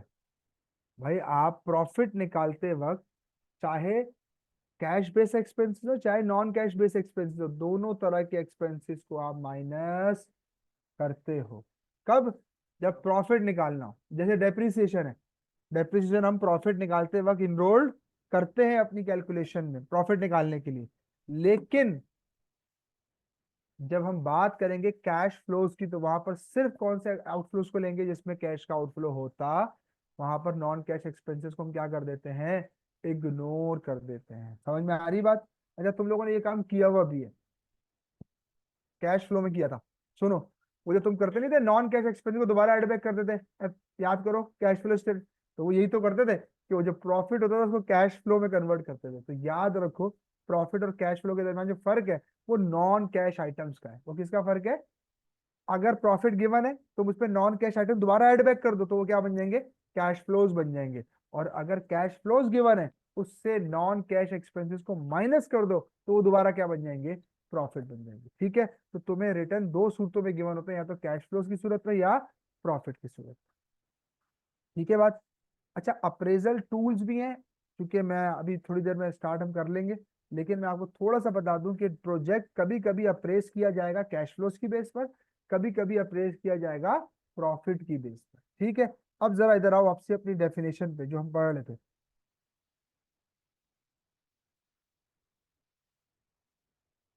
चलो अब आओ, इस डेफिनेशन जो तुम लोगों ने लिखी है इसको हम पढ़ लेते हैं, समझ लेते हैं, और फिर हम आज कोशिश करेंगे जल्दी ऑफ कर लें। फिर इंशाल्लाह पहला एरिया हमारा शुरू हो चुका है, और इसका कैलकुलेशन वाले पार्ट का मैं हैंडआउट तो दे चुका हूँ, लेकिन जितनी बातें समझाई है सब थ्योरेटिकली वहाँ लिखी हुई भी है, तो उसको कोशिश कीजिएगा पढ़ लीजिएगा। ठीक है। देखो याद रखो, जब भी हम इन्वेस्टमेंट करते हैं ना, तो ये हमारा एक कैपिटल एक्सपेंडिचर है। क्या है ये? याद है एक्सपेंस को हमने दो टाइप में पढ़ाया है आपको, रेवेन्यू एक्सपेंस और कैपिटल एक्सपेंस। ठीक है, तो investment here all are long term investments and they will be called as capital expenditure. ठीक है, आप पढ़ते हैं investment appraisal is mainly concern with the financial and economic viability of project. Financially भी अच्छा हो और इकोनॉमिकली भी अच्छा हो। This allow project analysts to consider whether the return that might be expected from an investment compares favorably with the alternative investment। Alternative investment का मतलब वो जो एक से ज्यादा प्रोजेक्ट्स है ना, तो आपने मैंने आपसे कहा था ना सारे प्रोजेक्ट्स को चेक करोगे, तो जो बेस्ट ज्यादा होगा उसको सिलेक्ट करेंगे, तो सर बकिया क्या बन जाएंगे, ऑल्टरनेटिव इन्वेस्टमेंट बन जाएंगे। ठीक है, ठीक है। Other the opportunity cost of the investment, क्योंकि देखो अगर तुम सुनो गौर से, इस बात का मतलब क्या अपॉर्चुनिटी कॉस्ट का यहाँ पे क्या काम है। लेट सपोज मैंने प्रोजेक्ट नंबर 3 को सिलेक्ट कर लिया, उस पर मैंने रिटर्न कमाया 2 लाख रुपए का, जबकि पता चला प्रोजेक्ट 5 जो है वो 4 लाख का रिटर्न दे रहा था, तो मैंने गलत डिसीजन की वजह से 2 लाख की अपॉर्चुनिटी कॉस्ट बेयर की।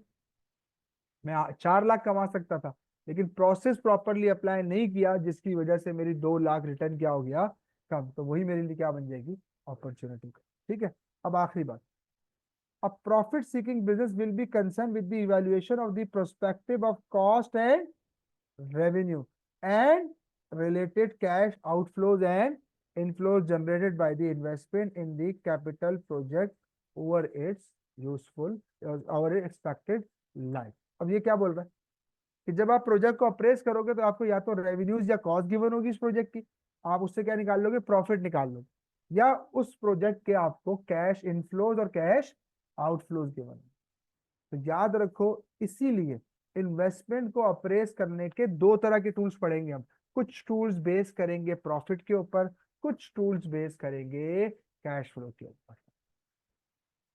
कुछ टूल्स बेस करेंगे प्रॉफिट के ऊपर, कुछ टूल्स बेस करेंगे। सर सवाल ये पैदा होता है कौन से बेहतर है, ये एक लंबी डिबेट है, लेकिन थोड़ी सी बात कर लें। अगर मैं आपसे पूछूं कि कैश फ्लो बेहतर होता है या प्रॉफिट बेहतर होता है, तो आप क्या बोलोगे, कैश फ्लो बेहतर होता है। उसकी रीजन में क्या देते हैं हम कि सर कैश जो है वो रियलाइज अमाउंट है, कैश से मैं अपनी पेमेंट करके अपनी लाइबिलिटी खत्म कर सकता हूँ।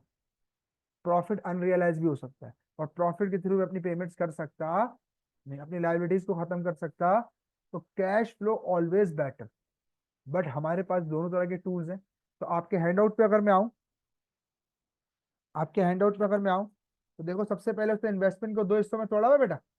डिसीजन मेकिंग प्रोसेस, ठीक है, expenditure type, investment appraisal role, फिर इन्वेस्टमेंट मेथड आ गए।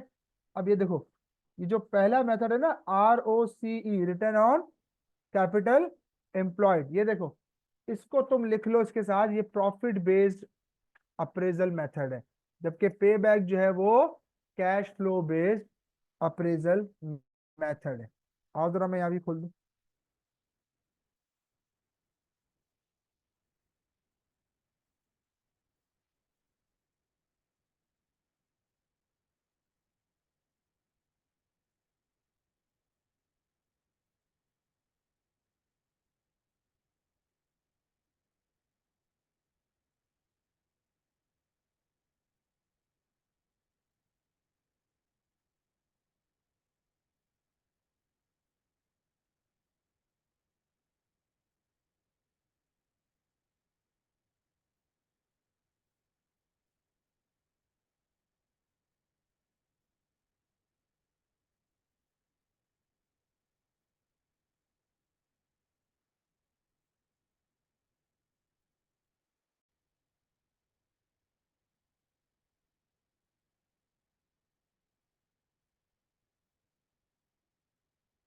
चलिए। तो याद रखो, अप्रेजल मेथड्स को मैं 2 हिस्सों में तोड़ने जा रहा हूँ बेटा। कितने हिस्सों में, एक कैश फ्लो के ऊपर बेस करेगा और एक बेस करेगा किसके ऊपर, प्रॉफिट के ऊपर बेस। ठीक है, तो ये जो आपका मेथड है ROC, ये बेस करता है किस पे, प्रॉफिट पे। याद होगा तुमने भी ROC के नहीं निकाला है, रिटर्न ऑन कैपिटल एम्प्लॉयड। क्या था formula, PBIT divide by capital employed. तो सर इसीलिए ये मेथड जो है वो यूज करता है किसको, प्रॉफिट्स को यूज करता है। किसको यूज करता है, प्रॉफिट्स को यूज करता है। ठीक है, तो ऑब्जेक्टिव क्या है मेरा इस चैप्टर को पढ़ाने का, to assess the investment using pay back period and return. ये यहां से बात शुरू करने जा रहा हूँ। अब तो मैं समझ में आएगी कि मैंने क्यों बनाया था ये चार्ट। अब इधर आओ भाई।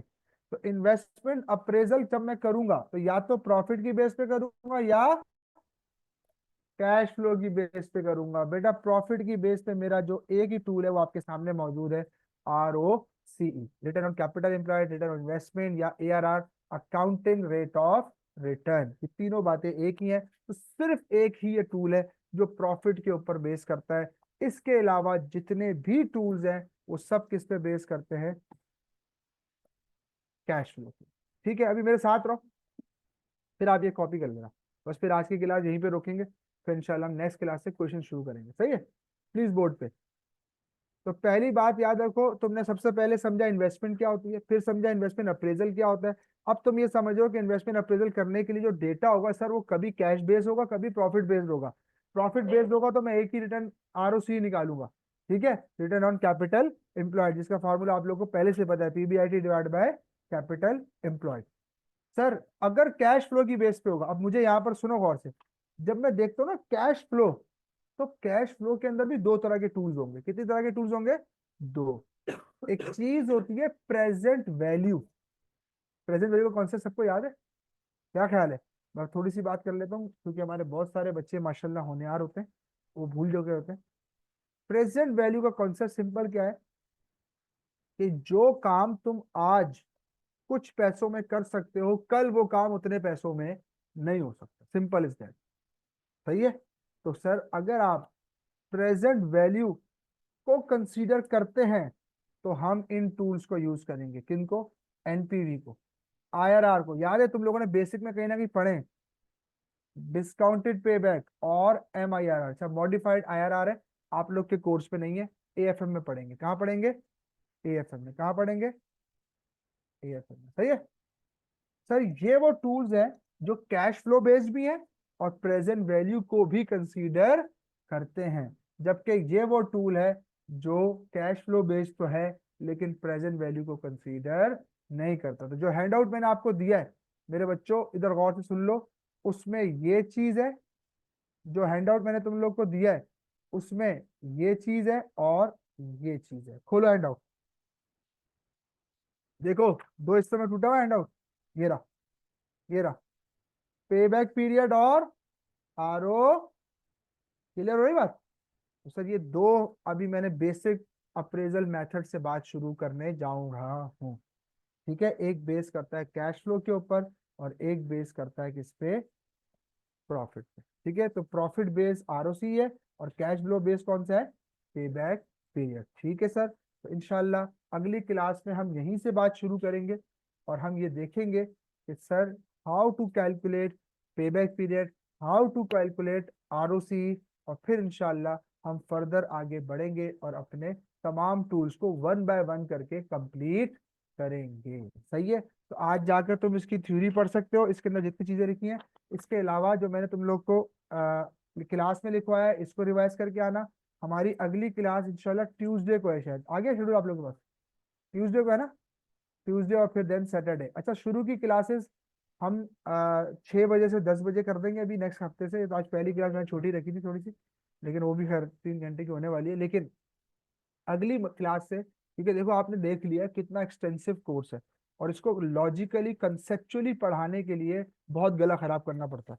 एक एक चीज के वाई वाई, हर चीज का क्यों जब बताने के लिए फिर मुझे टाइम चाहिए। ठीक है, तो इसलिए आप लोग मेरा साथ दें, टाइम से आइएगा। 6 से 10, 4 घंटे के इंशाल्लाह अगले ट्यूसडे को हमारी क्लास होगी, फिर सैटरडे को भी इसी तरह होगी। फिर उसके बाद इंशाल्लाह फिर आपके हम संडे को ऑन करेंगे। कुछ हमारे साथ फीमेल स्टूडेंट्स भी हैं जिन बेचारों की रिक्वेस्ट है कि सर हम दिन में क्लास लेना चाह रहे हैं, तो वो उनको इंशाल्लाह फैसिलिटेट करने के लिए हम संडे को ऐसे नॉर्मली भी रखते थे, लेकिन अगले से इस संडे से नहीं, अगले संडे से हम शायद अपना ऑन कर देंगे क्लास, ताकि हम शुरू से इंशाल्लाह। देखो यार, सिर्फ पढ़ाना नहीं है वो बात है, सिर्फ मैनेजमेंट नहीं करनी, बल्कि कौन सी मैनेजमेंट करनी है? इफेक्टिव मैनेजमेंट करनी है। तो कोर्स सिर्फ पढ़ाना नहीं है, इफेक्टिव पढ़ाना है। तो पढ़ाने, इफेक्टिव पढ़ाने के लिए टाइम ज्यादा चाहिए। सही है, लास्ट टाइम भी 97 आवर्स में हमने कोर्स खत्म किया। ठीक है, तो सर इसीलिए उसके लिए हमें शुरू से मेहनत से पढ़ना पड़ेगा और ये वो एरिया है जो आपके कोर्स का 30% मार्क्स आपको देगा। तो इसलिए ये हल्का एरिया नहीं है। ठीक है सर, कोई सवाल है आज की क्लास से रिलेटेड तो पूछ लीजिए, वरना हम नेक्स्ट क्लास से इंशाल्लाह स्टार्ट करेंगे। जो बच्चे अगली क्लास से ज्वाइन करेंगे, प्लीज उनको ये मैसेज दे दीजिएगा कि पहली क्लास लाजमी लाजमी सुन लें, ठीक है, ताकि अगली क्लास में उनको कोई ट्रबल ना हो। कोई सवाल है सर? ठीक है सर, अल्लाह हाफ़िज़।